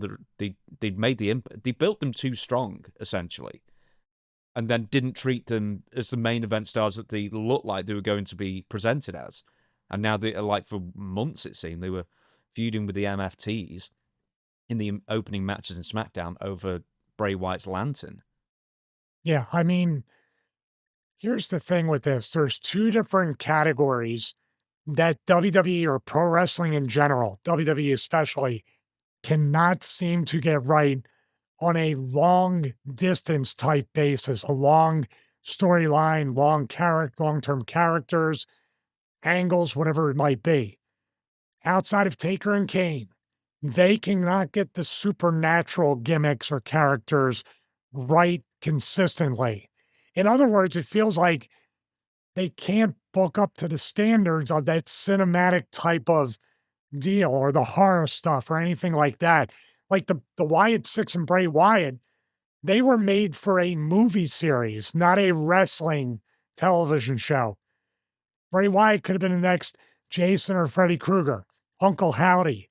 The whole group could be like Texas Chainsaw Massacre type thing. We're going to get to him in a few minutes. The other one they cannot book consistently based on precedent is someone in the ring with a guitar singing. They totally botched Elias. He could have been a perennial main eventer. He was really, really over. And now they're doing the same thing with Joe and Henry. How, now you did that. Now what are you going to do with him? We will get to Joe Hendry soon enough. Bo Dallas was with the company since 2008 in developmental on the main roster. He was hired for nearly 5 years and never had a match between like 2019 and 2024. Yeah, I think they Good saw. gig if you can get it. But you know what? I think they also saw potential in him, and he filled or fulfilled that potential. But then what? You got to take care of the characters. You can't have a character or characters legitimately look like they unalived everybody in Gorilla. Chad Gable's bleeding from the head like something might have happened to him. And then the next week he won the match. We made a joke about that. So you already booked the Wyatt Six and yourselves into a really, really small corner. But you don't release the writers or the bookers that couldn't take care of the wrestlers. You release the wrestlers. Next up, Alba Fire. Now, she was doing the Secret Service thing with Chelsea Green. Piper Niven's already injured on the shelf for an undetermined amount of time, very long time, we believe, since it's a neck injury. Alba Fire was the other half. She was doing the bodyguarding comedy kind of thing. Chelsea and quite a few other people posted as well, saying, we didn't get to see anything of Alba Fire, and she was called, one of the most talented women on the roster, and kind of never really given a chance to blossom. So there's kind of 2 questions there. Why have they got rid of her? And 2, what happens now to Chelsea Green? Now that character's dead. No, and Piper Niven.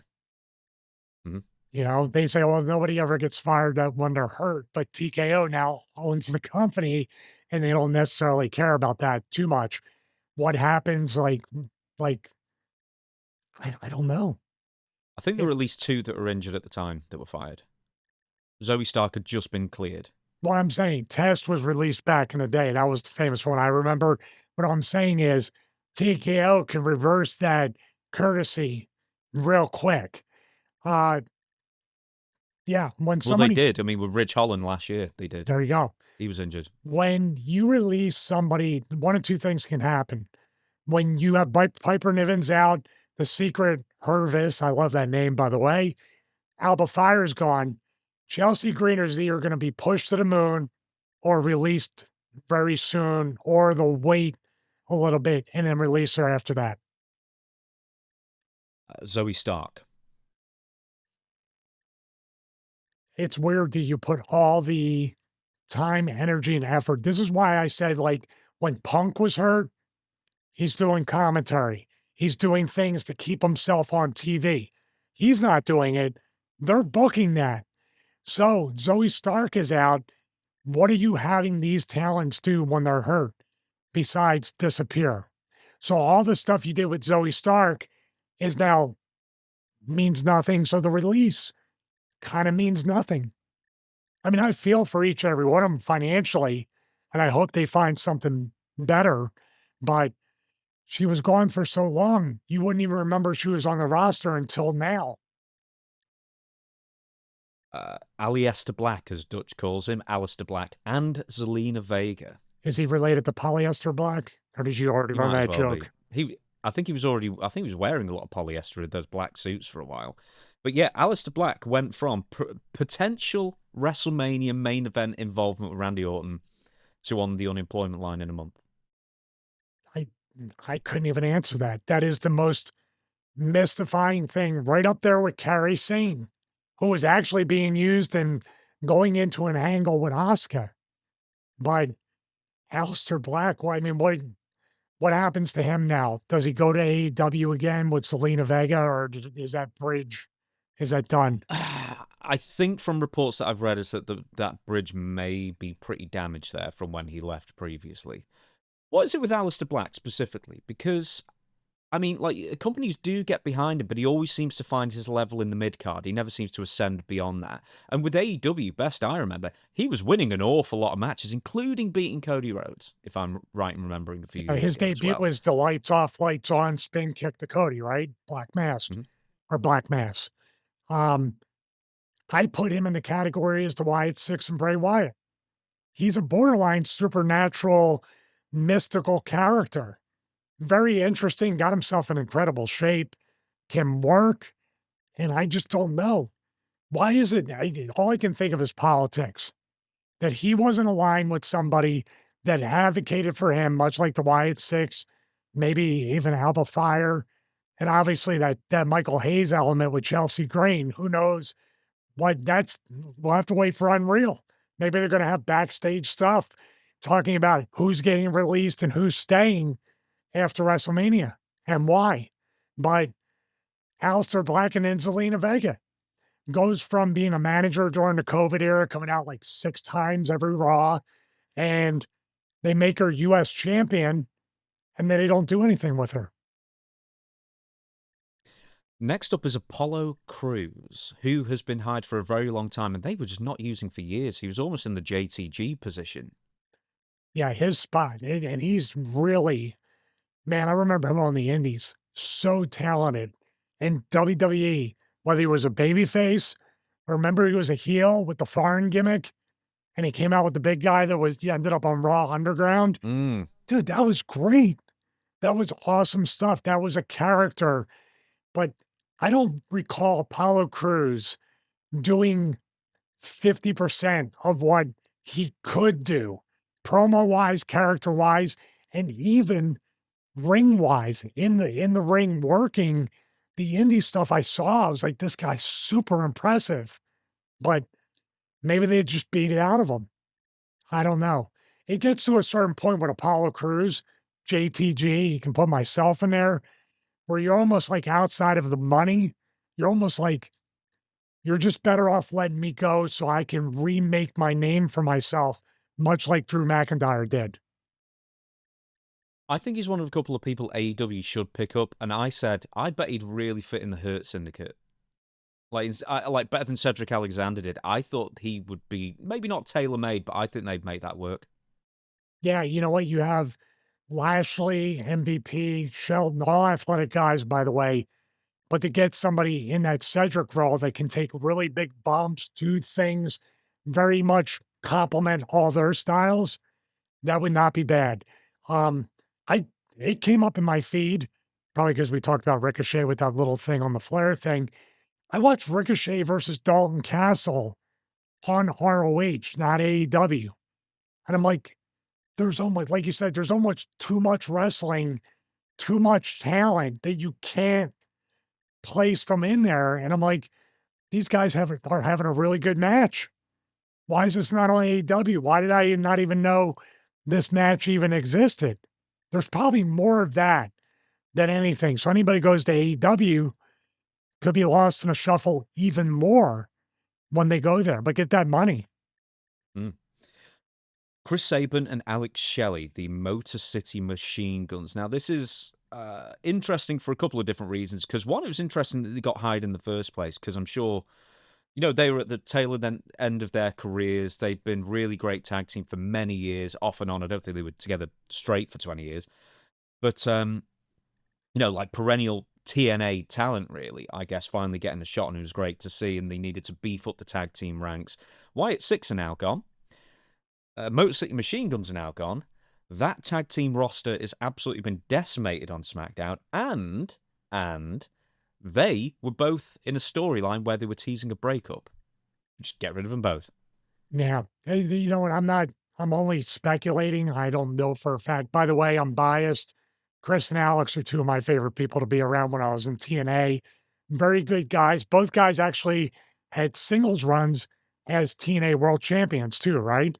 So good on them. I like them as people. I think they're awesome.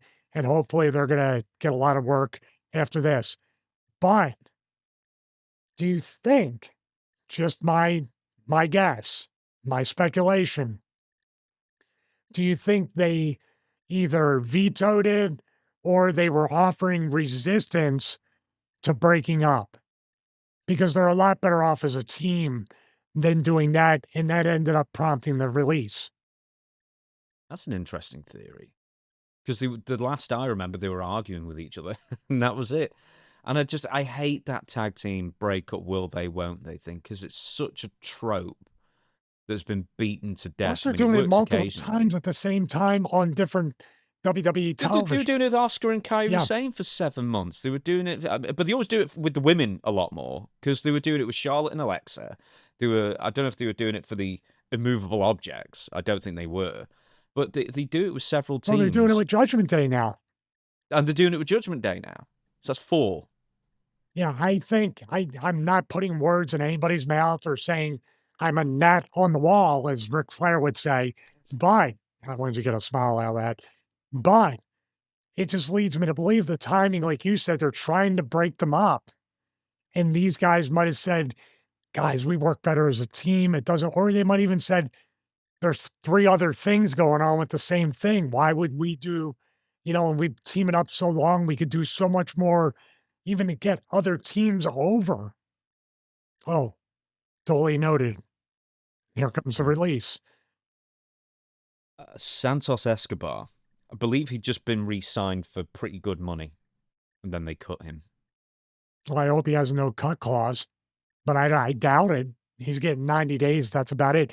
That's a guy they brought in to redo the group that was like Alberto Del Rio, JBL, the rich, the rich people. And they kind of dipped in and out of like a little bit. I feel like they were part of a cartel or something in those vignettes. There were some things they were inferring.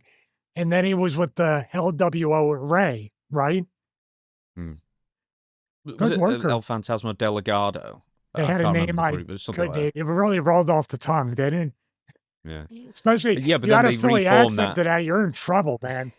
but really good worker. And I remember just like Will Ospreay, one of the best stories I heard was when Santos put on social media that he bought a home for his parents. That's awesome. Am I wrong with that? I know Ospreay ended up, helping his parents out with a kitchen and, doing stuff around the house. That's what makes put more of that stuff out there. But then here we go. And he just re-signed. So what were you planning to do with them that you turned around and said, nope. And what a terrible thing. I'm re-signed. I should be safe. Nobody is. Actually, And I was the just re-signed when I got let go. I oh, just well, I guess remember that. So anybody getting re-signed, man, you're on the bubble.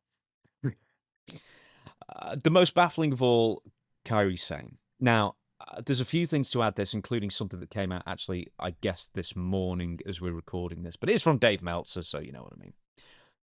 The Kyrie thing, quote, the reason she was cut was I think she kind of indicated that she wanted to move back to Japan. So the latest we heard until that is that she'd already flown back to Japan. So maybe there is something to that, because that's a quick turnaround to just go, right, I'm going then. You know, you're fired and then 2 days later I'm flying back home, 6,000, 8,000 miles, whatever it might be. But we don't know if she requested to leave. But a lot of people, including Jackie Redmond, tweeted, bring back Kyrie, etc., support for Kyrie, and then she had to take it down. So there's something up there. Whether the company forced her to do it, which is the more likely of the two, or whether Kyrie just wanted to fly back home, I don't know. But we don't know why she left. But currently we believe, still at the moment, that she was fired. Well, I hope she made the choice to go. I hope it wasn't something, unless she was already planning to go back to Japan after WrestleMania to spend time with family or during that week, and they just released her before she left anyway. Now you got to think about getting all, people don't even realize she moved everything over here. She obviously accumulated stuff. She either rented a place, bought a place. Now you got to deal with all that internationally. It's not ever easy, but it's not just, hey, you're released. Now you pack up a duffel bag and go home with all your belongings. It's a lot more involved than that. It's interesting that even if she had indicated that she was released, it makes no sense for it to release her this quickly, because Backlash really should have been Asuka and Kairi Sane. And Triple H did posted a poster on social media, on Twitter, as I'm looking at. I'm actually switched the screen. You can't see it, Stevie, but everyone else can. Two of the best, prepared to see something special, Io Sky versus Asuka. Every single reply is hashtag we want Kairi. We want Kairi. We want Kairi. We want Kairi. It's every single one of them. Enjoy the show.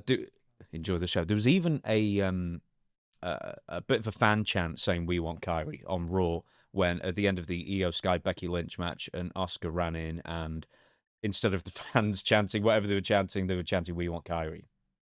She is this year's R-Truth. Yeah, but I don't think it's going to turn out like R-Truth. I think if she wanted to go back anyway, this is all, everybody's getting what they want, I guess. They get how much less she was getting paid now.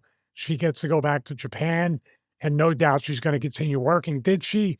Well, I do have a doubt.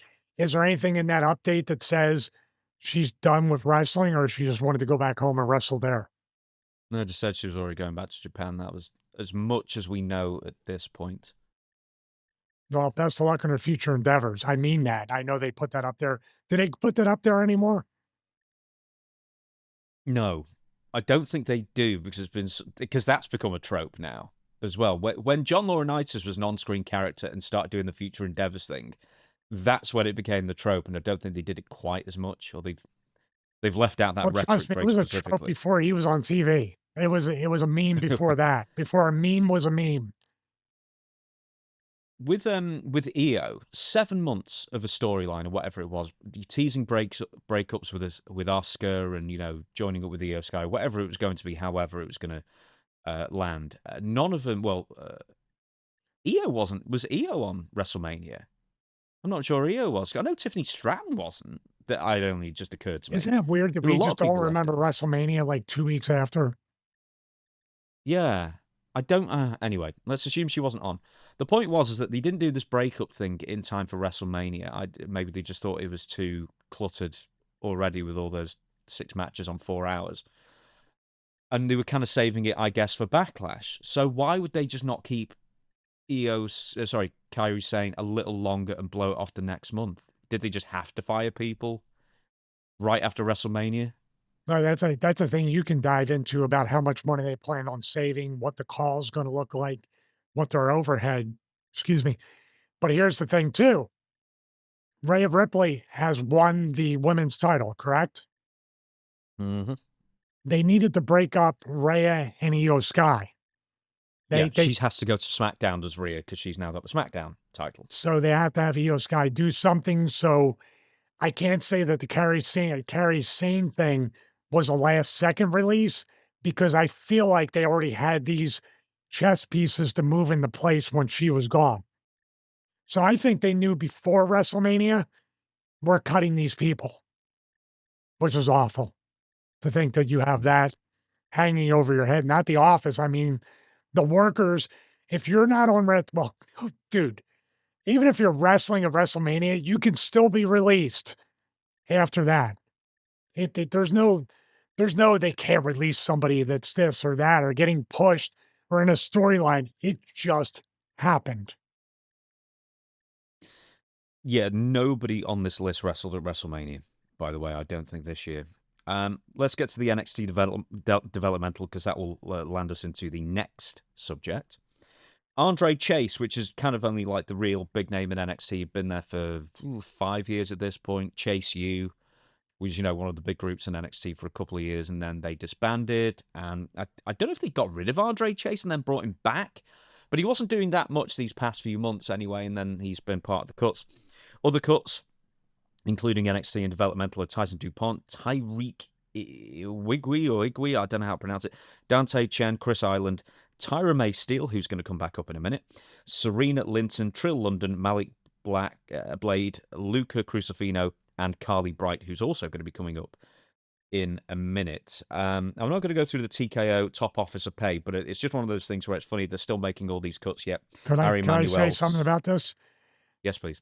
Outside of Andre Chase, there's a couple here, maybe a lot, but my God, they suck at naming these people. They're awful. Dude, they name themselves. That's what's worrying. They say you can't be your name. You've got to pick your own name. And then they let them loose on some of the most ass name. Trill.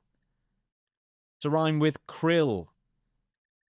Yeah, maybe these young 20-somethings shouldn't be in charge of that part of creative. I know for a fact Nick Nemeth did not pick Dolph Ziggler, so that's why I blamed it on the company. No, I think a lot of them actually get to choose their own deal. Please stop. Which is a problem. Please stop. Yeah. There are some terrible, terrible names there. Ari Emanuel, his yearly wage has gone up 50 million. So he's now making no 67.3. No GoFundMe just yet. No GoFundMe so Ric Flair won't be making a video about him anytime soon. Mark Shapiro, 42.6. Nick Khan, 24.3. The Rock made 1.5 million despite not doing anything, as best we can tell. Anyway, all the NXT releases, and specifically anybody who's related to WWE's LFG show, which I never remember. I always call it Legends, Freaks, and Giants because I can never remember the actual name of it. He was asked whether he had advice for any of these guys and girls who've been released, specifically the ones who've been associated with LFG, of which he is a trainer on. And here's what he said. I'll give them no advice. They're gone. There is one talent out there that got let go that I see working hard on her own. Season 2, we saw Hayes Jameson, now known as Pinky Montoya, out there. You can tell that these people are picking their own names. Out there on the independent scene. Nobody knows why she was released, but she's trying to make it on her own in the indies and trying to work her way back to maybe LFG or to Evolve or to NXT, wherever. But I really don't have advice for these other talents. Maybe you should have taken it more seriously. Maybe you shouldn't have put your feet up at the table. Maybe you should have shook hands. Maybe you should have been more polite. Maybe you should have busted your ass a little more. Maybe you should have cut a better promo. You've got 5 minutes. Get over or get out. This is not a business for boys and girls. It's a business for men and women. I'm not here to coddle anybody. I'm here to help you sign a contract with WWE, become a millionaire, make something of yourself, and help this business thrive into the future. I did 20 minutes on this one. What say you? The polite part really broke you, didn't it? I watched it. I know. It's like, who's he ever been polite to? Does he do his pinky when he drinks or something like that, or curtsy, or stand up when somebody else leaves the table? Well, you said in your video, friend or foe alike, people tend to have the same opinion about Bubba's personality. And that's why he was called Bully Ray. And it fits so well. And he got so over with TNA and became world champion. But this is very strange from somebody that is a trainer on this show, which, by the way, you said season 3 is going to feature the person that was released. The person, what's their name? Carly Bright. Not only that, she is currently, and it aired yesterday as we record this, because we're recording on a Tuesday, a commercial featuring her and Rhea Ripley for some insurance. She was chosen as like the LFG kind of person that Rhea Ripley was talking to. Well, hopefully they're going to get royalties off of that. I think it was the general insurance or something like that. And I'm not Yeah. sure. But, this is what Bubba does. And I don't know why. I know what he's trying to say. At least I'm guessing it. It's kind of like you have to go out there and figure it out for yourself. You have to find your own character. Please don't think of a name, though, because you all suck at that. I've said that before. But I think if he said, you got to kind of take your bumps out there, you got to take the low points, you got to learn some hard lessons on your own that you can mature as you perform. The advice I would give you would be no matter how bad it gets, just remember your dream. No matter how much you're not getting booked enough, you feel like you're stagnant, you're getting turned down from veterans. And trust me, guess what? I remember the promotion, Quaker Downs Farmers Market, WWWA, Dino Santa. They had the Jackhammer and the Diamond Express led by Mike Diamond or whatever his name was, the manager.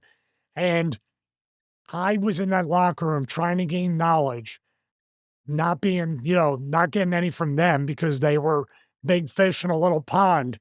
But I remember every single veteran. This was a time where guys between NWA, WCW, they were going to WWF back and forth and would go to the indies until they got hired from the next company.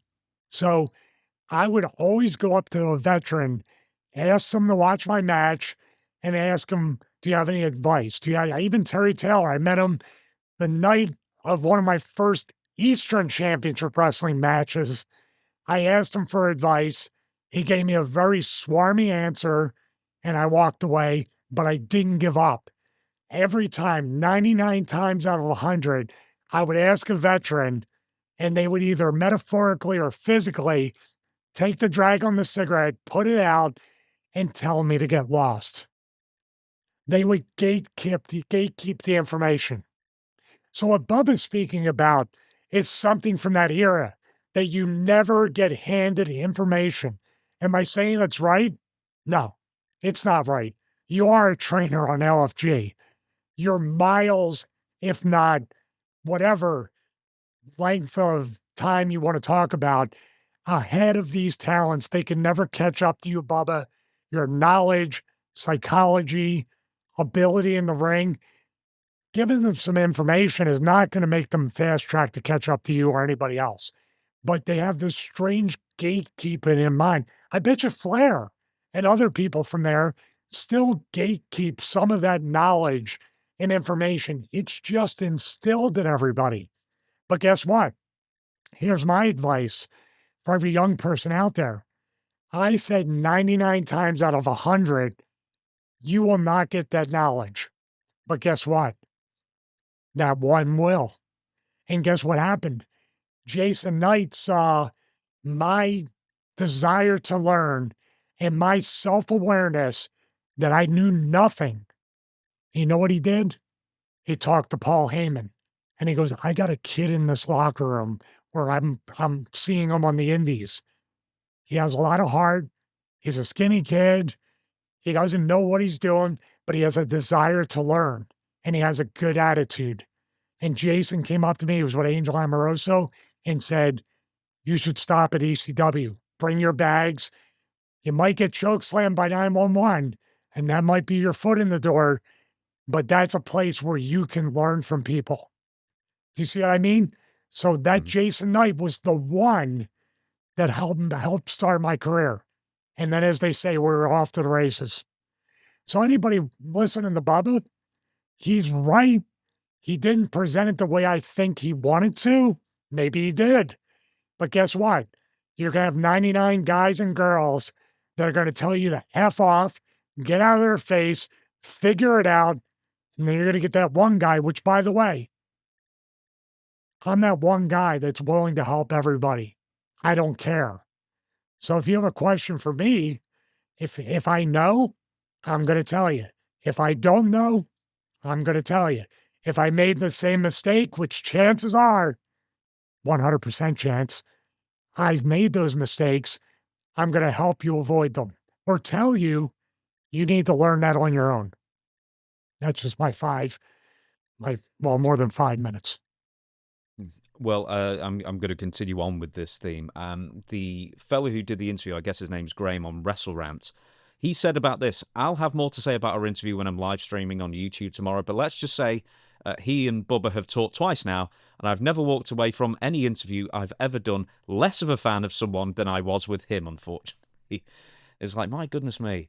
There's a couple of things that I'll probably end up picking up as far as this was. One, he said, I haven't got any advice for you, and then he ends up giving retroactive advice that's all terrible. That basically is, take it more seriously, I guess, is so generic, but everything else is about being more polite. Well, here's the other thing. Shaking more hands and stuff. Well, you made a great point, too, and it's what I think about. I feel so much for these young people that are going through the system. They're fast-tracked in a really negative way, and let me explain. When they care about you and they really believe in you, you'll get the 8 to 10 years of Roman Reigns where they'll never give up on the guy. There's other people they'll never give up on. Then there's people that you're like, man, I wish they gave them more time, and they just give up on them like that. So when Bubba says you got 5 minutes, get over or get out, that's an ECW succeed or fail on your own merits. We gave you a couple bullet points. We want to see what you can do out there. But of course, you got time and time and time again, and house shows and live events and indies. You don't have that anymore. Now these people that probably went to wrestling school at the Performance Center, got paid to learn how to wrestle, they're backwards. Now they got to go pay their dues. That's so incredibly difficult. My theory was, and you tell me if I'm being too harsh with this or not, is that I don't think Bubba Ray has advice for these people, because I don't think he would make it in wrestling today because of this very weird system that WWE has cultivated. As you say, a lot of these athletes go straight to the Performance Center. They learn one style of very, very choreographed, dictated to pro wrestling, and they don't know, as you said, set up your own merch table, that kind of thing. The actual hustle of pro wrestling, the essence of what it is, because it's still, it's kind of the fun part. Business. It's the fun part because you're your own business marketing. Do you learn so many minute skills or unique skill set that you don't realize at the time that you're becoming a salesperson, a marketer, networking, you're preparing yourself for conventions after you do get over to be able to do that. Lots of guys and girls lose that appreciation for the convention fans and things like that. But I always love that to see I can really make more money. There's an incentive, but it's backwards now, guaranteed to learn. In LFG, that was the funny thing. You said in your video, they're competing for a contract that they've already signed. What? So it's all just a work. It's so funny. And one of the winners from season 1 was part of the firings, and they're the ones who decide who wins. So I don't know whether this is just like a backlash of the indictment of their own system, where they're picking winners who they can't even keep on the roster, for starters, which is its own ridiculous thing. There's also a political thing. There's a political spot picking thing that obviously Bubba's going to talk a certain way in the ether or to a podcast host or these young people, but he'll never say that the Chronic Taker-Kane match was bad to Taker or any of those things. There's very... no, that it was his fault. Whose fault? Taker's. He would never say it was Undertaker's fault. But what I'm saying is, we have, and this is how you survive in wrestling. This is why we're pariahs here. This is why a lot of the things earlier in the show we talked about were wrestlers will not tell the full truth about the mistakes or, misfirings or anything like that of WWE, TNA, AEW because I might get the call. I want to go back. I want to stay in the good graces. And that's totally fine because the political animals like Bubba, Dreamer, and people like them will perennially be in the business as they are. And people like myself and other people who tell the truth or just honestly speak, by the way, tell the truth about myself more than anybody in my shortcomings. So I'm not immune to it, but we're vilified for that. It's so funny. There's yeah, I think the attitude is that he is actually hired to be a mentor to these people.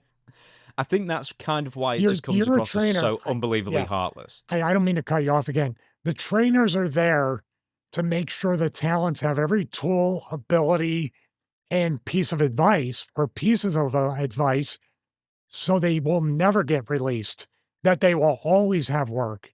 Am I off with that? You're training the next generation. Are they? Well, because I mean that's kind of like a game show But he's thing. trying to be Warzone No, characters. People like when I do that.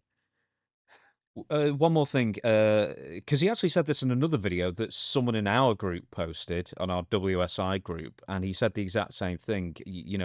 Give him a microphone, you've got 5 minutes, get over or get out. He actually says in this, you've got 5 minutes, get over or get out.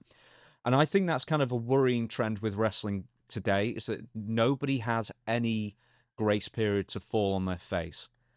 You've got one chance. You better be a prodigy at this. You better be amazing from day one, or we haven't got time for you. And I just think, how many wrestling greats is the business missing because of that attitude?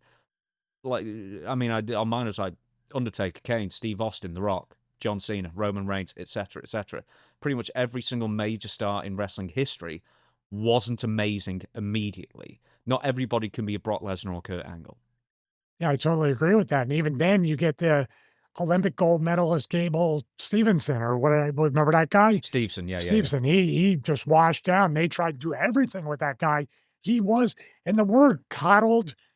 The people that are drawing are coddled. They were coddled. Roman Reigns creatively has been coddled. Let's be honest.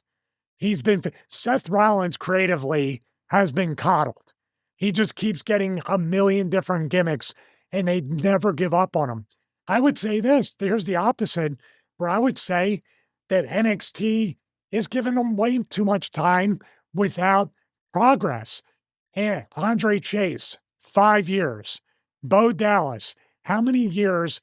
And no offense to NXT, they try to say we're a competing brand, we're right up there, but it's a developmental brand. How much time did they waste on bumps, on physicality, on big matches that they could have pushed them up to the main roster to really test them? Andre Chase is a weird case because he was told at some point that he would never make it to the main roster, and his job was always to remain in NXT to be a stepping stone for other people. He was apparently flat out told that. So what's the incentive for him besides making a really great living in NXT? I don't know what he's getting paid. Dude, it's not even a great living. I mean, it's not bad, but like so many NXT wrestlers have been saying they were making like 75 grand. Well, Now that you don't have to travel and stuff. but what's your incentive to get into professional wrestling at any level? To be WrestleMania, be in WWE, be now, make a ton of money in AEW was, TNA's always been, I'll go there, get over, maybe make money there, but go to one of the other places. That's got to be extremely demoralizing to say, no matter what you do, you will never, ever leave here until we release you. That's crazy, dude. No way. I would leave right then and there because there's no upside. I gotta go away to get over. And then I'm not even gonna stop back here. I'm gonna go right to the main roster. That's kind of what Bubba's saying in another way. I'm saying it for this.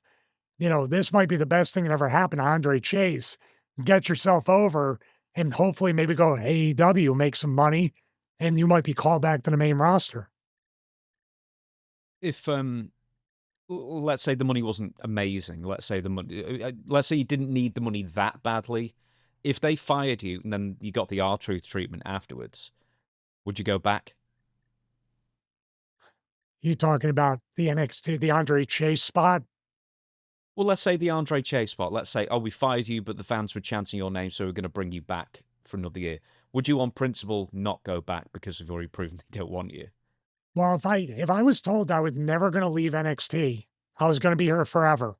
Number one thing I would do is live well below my means, save and invest every dollar I can, get my skill set up either within the wrestling business by going to Natty and TJ, because quite frankly, like you said, they're only teaching you this much, like right there. And Andre Chase, he might have already been going to the school to learn different styles, different ways to work, try to workshop a new character in preparation to either quit or get released. Then what I would say is, if they said, we want you back here, I would say, hey, listen, I need to go away for a while to get a different character, get a different look so you can have a different set of eyes on me and then bring me back here or the main roster to contribute much more to the brand. Because quite honestly, I'm stale. What you're essentially saying, you haven't done anything with me. Do you have any contacts to go to Japan, go live in the dojo, get over there, and then come back? That's the kind of, I have to completely leave the US and make a name for myself in Japan, in Europe. Maybe if I got the odd offer to like go to AEW for some really good money, but I would, and especially with AEW, I would make a name for myself internationally. Then Tony Khan will treat me like a star. Does that make sense? Mm-hmm. Because what are you going to do? Go another year, do nothing, get released anyway? Or get a head start because you saved and invested and you have that padding to do what you need to do. In Japan, it's affordable to live there, especially if you have American money. So I would do that. But I'm not giving advice. Get out there and get over, or get out. Yeah. Or you get fired or forget about you forever. Anything else to add about Bubba, who's looking more like Alex Jones every day? Yeah, I heard he said that they were turning the frogs gay. That's what I heard one time. They're turning the wrestlers gay. That's what they're doing. No, I got nothing else. Okay. Bubba, the thing is, just one last point. There's different characters in this business. Some of them can be very, very disarming. Some of them can be someone you want to gravitate towards. Then someone else can be somebody that's rough around the edges, rough all over, that you avoid like the plague.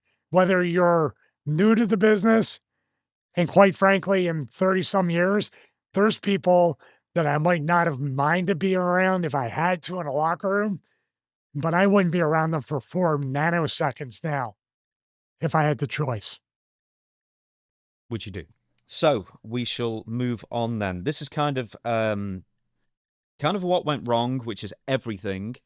We have to go to Alberto Del Rio versus Carlito. Now, this was a match for an independent wrestling organization in Mexico. It's like 12 seconds of footage, but in this 12 seconds of footage, nothing kind of goes wrong, but everything is absolutely wrong about it from two veterans who are good at what they do.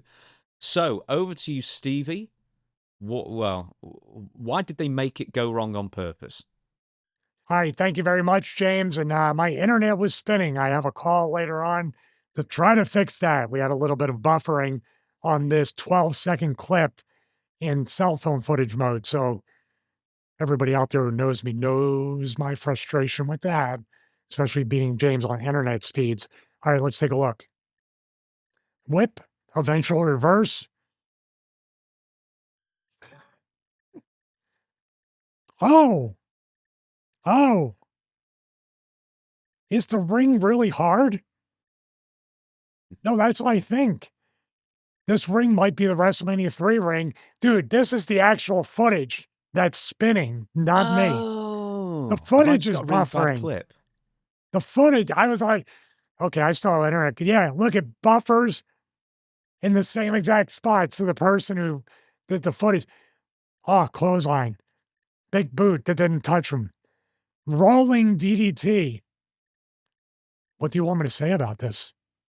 I think it's just the sorriest sequence you've ever seen in your life from two, like, well, I say respected in-ring veterans. I don't want to say respected Alberto Del Rio anywhere else. But the whip was pathetic. The clothesline, they didn't even want to do the bump. Alberto Del Rio's kick to the guts didn't get within a stratosphere of Carlito, and then the rolling DDT as well. And to make things worse, they didn't even take their T-shirts off. I have two theories about this, but I want to say probably the most ridiculous blown spot that I've ever seen was the spot that would not end between Joey Maggs and Axel Rotten in WCW on Saturday night. WCW Saturday nights on YouTube. They just kept running the ropes and missing and dropping and falling and running the ropes. It felt like it went on for 25 million years. This here does not even touch that. Here's one theory, and I might have to go with this top theory or a combination between these two.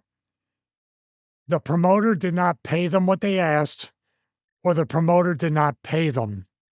And therefore, we're not even taking our shirts off. We're not bumping. We're just going to get through this and make it a whatever and get out of there. Can you kind of see that? The other part, the t-shirt thing doesn't lend to this. To me, it's more like something happened with the promoter, something happened with this match, with their pay, what was promised, just my guess, speculation, and they went, we're going to do the bare minimum.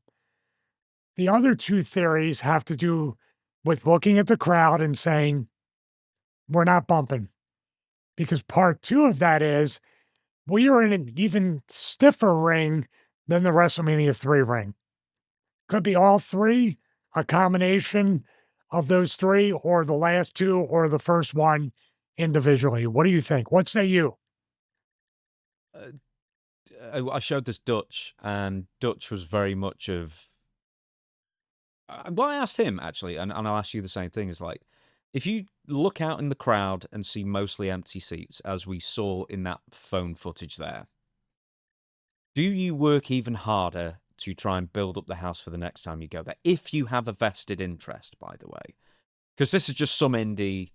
and Carlito's taking a lot of bookings, by the way. This is just before the Alberto Del Rio latest allegations came out. This is actually from last month. And this is a 6-man tag match as well. Do you just look out and think we're not going to kill ourselves out here? Well, this might be an era too far gone for now, because your instant instinct is, let's just get out of here safe. Let's do whatever. And there's nobody there, so nobody's going to know except for Twitter and the internet.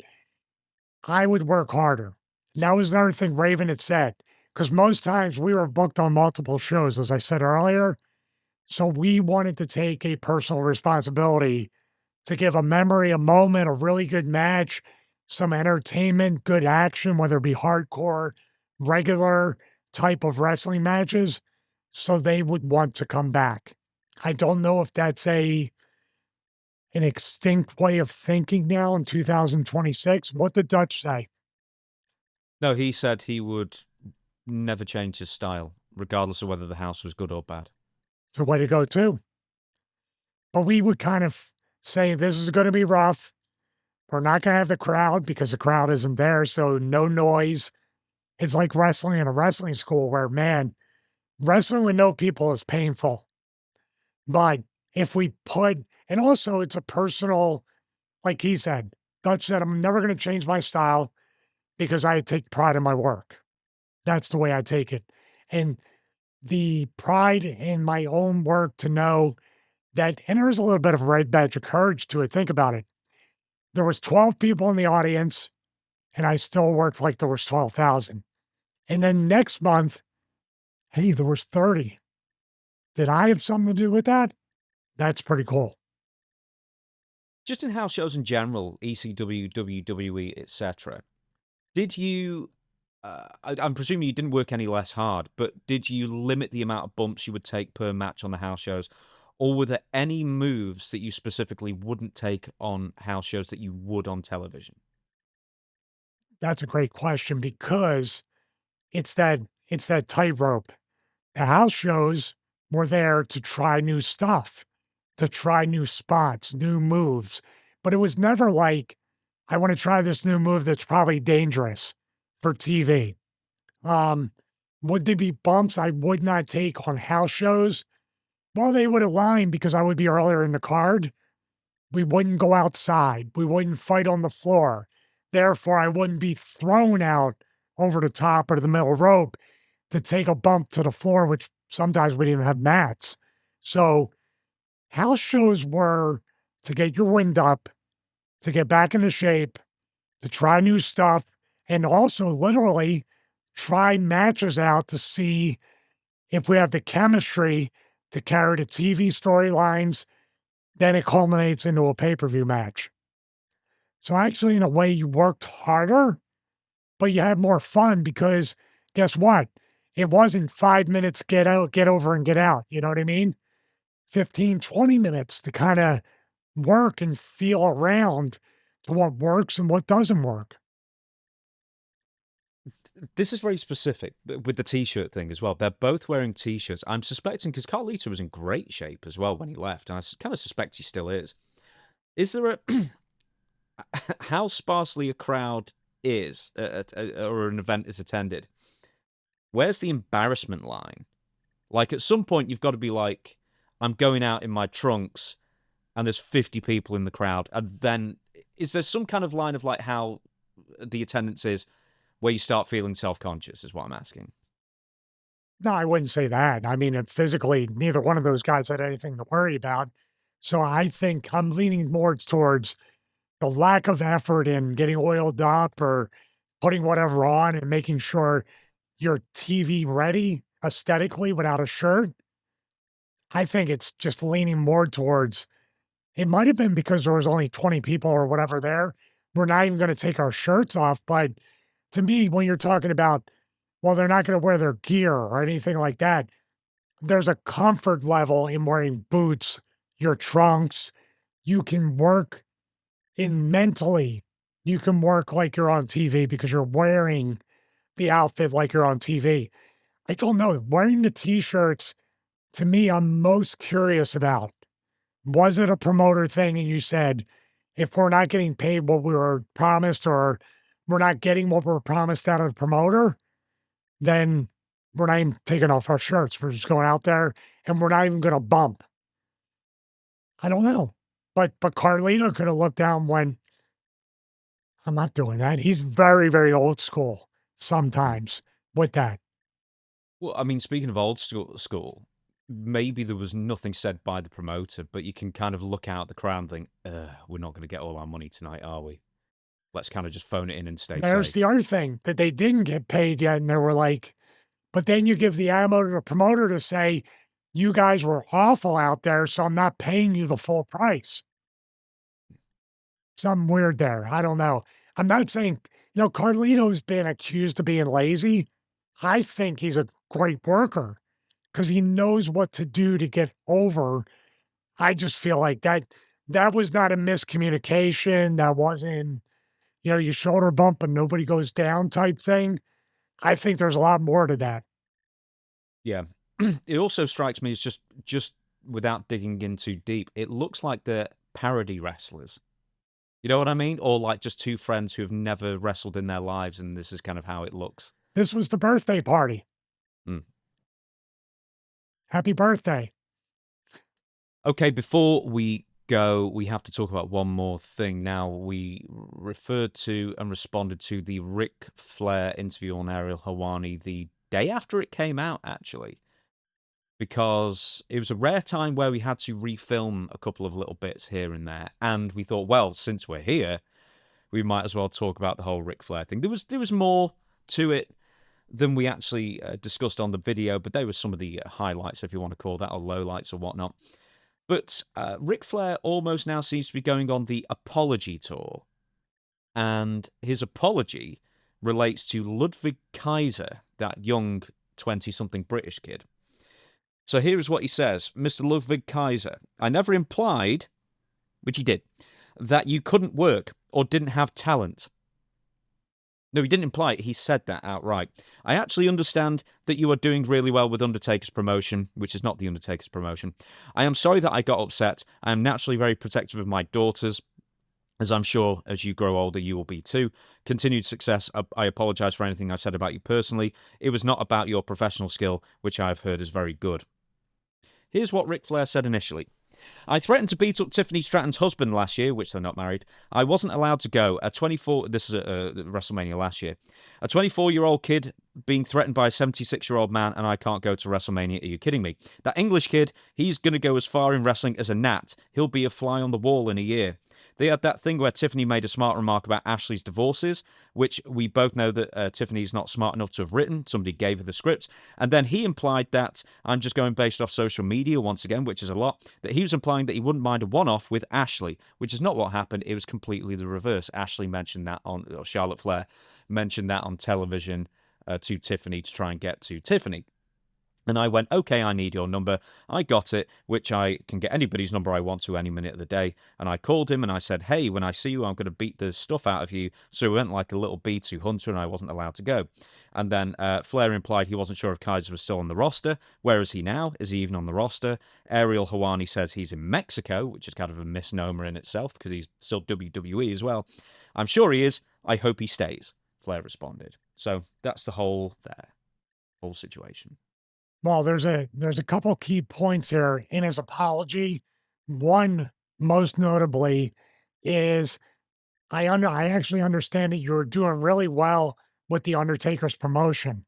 That raises my antennas up that Hunter and or the Undertaker spoke to Rick. And this apology came after that. But you're right, he got it all reversed. That Charlotte started that personal attack. And also, he says that Tiffany Stratton is not smart enough to write a promo. So he kind of threw it straight at her, if you think about it. So, but yeah, he apologized. I think this is a political apology or something for Taker and Hunter. He basically, he might have really regretted it after the fact, but you see what I mean? I think there was some communication with them, one or both of them, and then he put out that apology. You know that Rick, when he and Dutch a few years ago had their to-do, and I was on holiday at the time, and I just started getting a barrage of messages saying, okay, I'd have no idea about this. Rick apologized to Dutch and then took it back the next day. I remember that apology. Schizophrenic. Yeah, I remember the apology, like, we're too old to be doing this, whatever, the same thing, wish you well. And then you said the next day, here we go again. I said it before, there's very much a bipolar nature that can happen cognitively at certain ages. I see it firsthand in family right now. Agitation, very nice 1 minute, very evil the next. Like Danhausen, really not, well, could be entertaining to some people, but I'm saying it's very bipolar in nature, and then sometimes misremembering or things get reversed, and that happens with age, even without any kind of medical type stuff going on. But he did apologize. Did he turn around the next day and bury him like Dutch, or? Oh, we've still got time for that yet, by the way, as well. I wanted to just read you one more thing. I want to make something very clear. This is from April 23rd. So this is 5 days ago, so it's like, I guess, a day after the Ariel Helwani interview that we didn't reference. I want to make something very clear to everyone after yesterday's podcast with Ariel Helwani. Number one, I'm more than thrilled to see Miss Charlotte Flair wrestling with her friend Alexa Bliss. I've never seen her happier, so let's clear that up. It needs to be mentioned at this point that he was complaining that Charlotte wasn't in the title picture and it was a disgrace. Number two, I enjoyed her in singles matches because I feel like she's able to put more of a talent on display. Number three, no one will ever criticize or make any attempt to judge my daughters or say anything about them. What? Could you read that again? I will.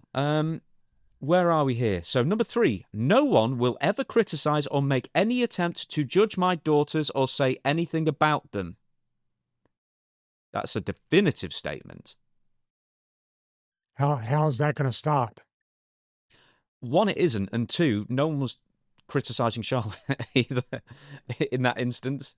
There's nothing to do with Charlotte at all. You know what's funny about this? Funny or weird or whatever you want to call it. We're in a strange place right now, and it was based off of our reaction video the morning after as we were re-recording some segments. Your two reaction videos to the direct thing Flair said about the three of us, including Dutch. Then you did a second one based on the other parts of the interview.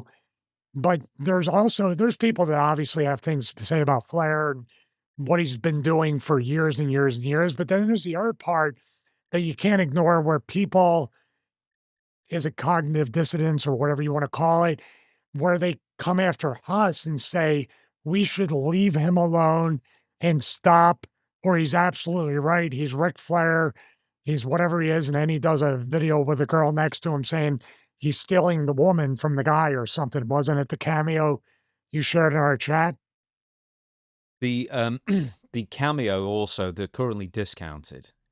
No, but what I'm saying is you see the strange spot going back to that of it's almost split down the middle between that. And it's almost like, dude, I would be perfectly happy never even mentioning Rick's name again outside of the positive contributions within the ring. That would be great. Well, the thing is, we react to news, especially when they reference us as well. So, I mean, you can't blame us for picking this up and then picking apart everything that he said. There's one more thing, by the way, I'll get to in a minute. But the fact is that he was so vociferous in whatever nonsense he was saying and just rambling on and just trying to make as many enemies as possible. And then the next day tweeted the following continuation. Number 4, I wish we could all just put everything behind us. And please don't report something on me unless it's 100% true. Thank you. May we all continue to be successful. And for so many of us as we grow older, there may be no tomorrow. May peace and friendship be with us all. Let's go back to being the brotherhood that we were. That was so scared. That was so scared at one time. I don't know what that means. Okay, so this just strikes me as just mourning after regret. Do you know what I mean? I just like he's apologized for a second thing now that apparently he's been apprised of, or maybe WWE has told him off for embarrassing himself and WWE, even though he doesn't work for them, kind of thing. But why does he say all these things and then apparently, at least in 2 instances, completely regrets them as well? It's like, why don't you just stop? And it's the whole legacy thing as well. He kept bringing up legacy like it's the most important thing to him in the world, which I'm sure it is. And also kind of like decrying or talking down to or dismissing anybody who hasn't been a multi-time wrestling champion, you know. Well, what are we talking about right now? What have we been talking about for the past few days? What have many people been talking about for the past few days? Tell me. Ric Flair. He's back in the spotlight. He's relevant for one reason or another. And even the apology tweet the next day or the apology post on social media puts him back in the news. So isn't this the pattern with Rick? Yeah. So that's what I mean. Like, this is based off a reaction and what he's doing and everything. I would love to see positive Ric Flair things. I want to see Ric Flair on the rowing machine out there, the cardio challenge. I take that back. I don't take a lot of other stuff. I said back, but I watched once again Rick doing cardio in his 70s, and I'm like, oh, I don't know. And this is somebody that's called the king of cardio, not the king of swing, not the king of cardio. And I'm looking at Flair going, man, I just don't know. I don't know if I can do it. But that could be a friendly, hey, you want a friendly cardio challenge or a workout with Ric Flair? Rick could do that. I think Rick has a new path outside of Cameo to have people pay to work out with him. Why not? I've got a video on my screen now with him doing on the lat pull down machine or whatever as well at 77. I mean, he is incredible in quite a lot of ways. But he's just such a baffling human being. And the thing is that I think the main issue is just no self-awareness at all. That's what I don't get. He is completely lost in the source. No, also, everybody in wrestling is insane, including myself. We're all crazy in our own way. It's just a Flair Yeah, there is a bipolar nature to it. It's baffling. But once again, I end this particular segment and probably this particular episode saying, all I want for you, Rick, is the best. I want you to be happy, healthy, content, and fulfilled. That's all I want, you know? And yeah, we're all getting older. Time moves by way too quick. Relationships, people end up passing away, especially in this business, sometimes much too early. And time goes by way too quick to be doing these kinds of things. Let's not move on to anything else because that's the show over with. Thank you so much, everybody, for watching. We will be back again. I'm still pretty contending that I want to see the ECW show. So ECW November to Remember 1995, where no fans are burned alive in that particular episode at the very least. So that should be coming up next week. And that's going to be... Actually, there's no footage of fans being burned alive. That is true. That is true. There's no concrete evidence of no fans being burned alive on that show. So that's going to be a multi-episode thing. And I'm kind of looking forward to getting back to the Stevie Richards Show basics, I think. Because we've done a lot of news these last few weeks. Yeah, definitely. But it's been a good departure to do that stuff because we always try to stay current. And of course, we mix news in with that. Want to thank everybody for watching this episode 95 of the Stevie Richards Show as we head towards episode 100, where I've already started scouting locations for the cold open of episode 100. I've already talked to Chris, as you know, with our secret production meetings, talking about a new opening, not only for the full episode, but shortening the opening for the clips. We've been very aware about that, to shorten that as well, working on graphics, everything like that. Hey, by the way, James, we're working on graphics and openings and everything.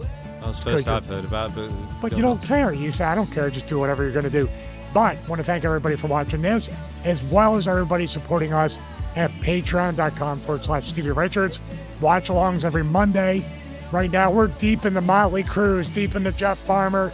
And next week, I hope, Tony Garea with Dean Ho. I've never seen a Dean Ho match in my life versus the Valiant Brothers. Patreon request right there. Show notes and also the show before the show. Everything on Patreon. And of course, can't go without behind the scenes tours and upgrades here in the home studio. Thank you so much for watching episode 95 of the Stevie Richards Show as I trip over my own tongue. See you next week for episode 96. Aha, aha, and aha. Cardio Challenge Ric Flair.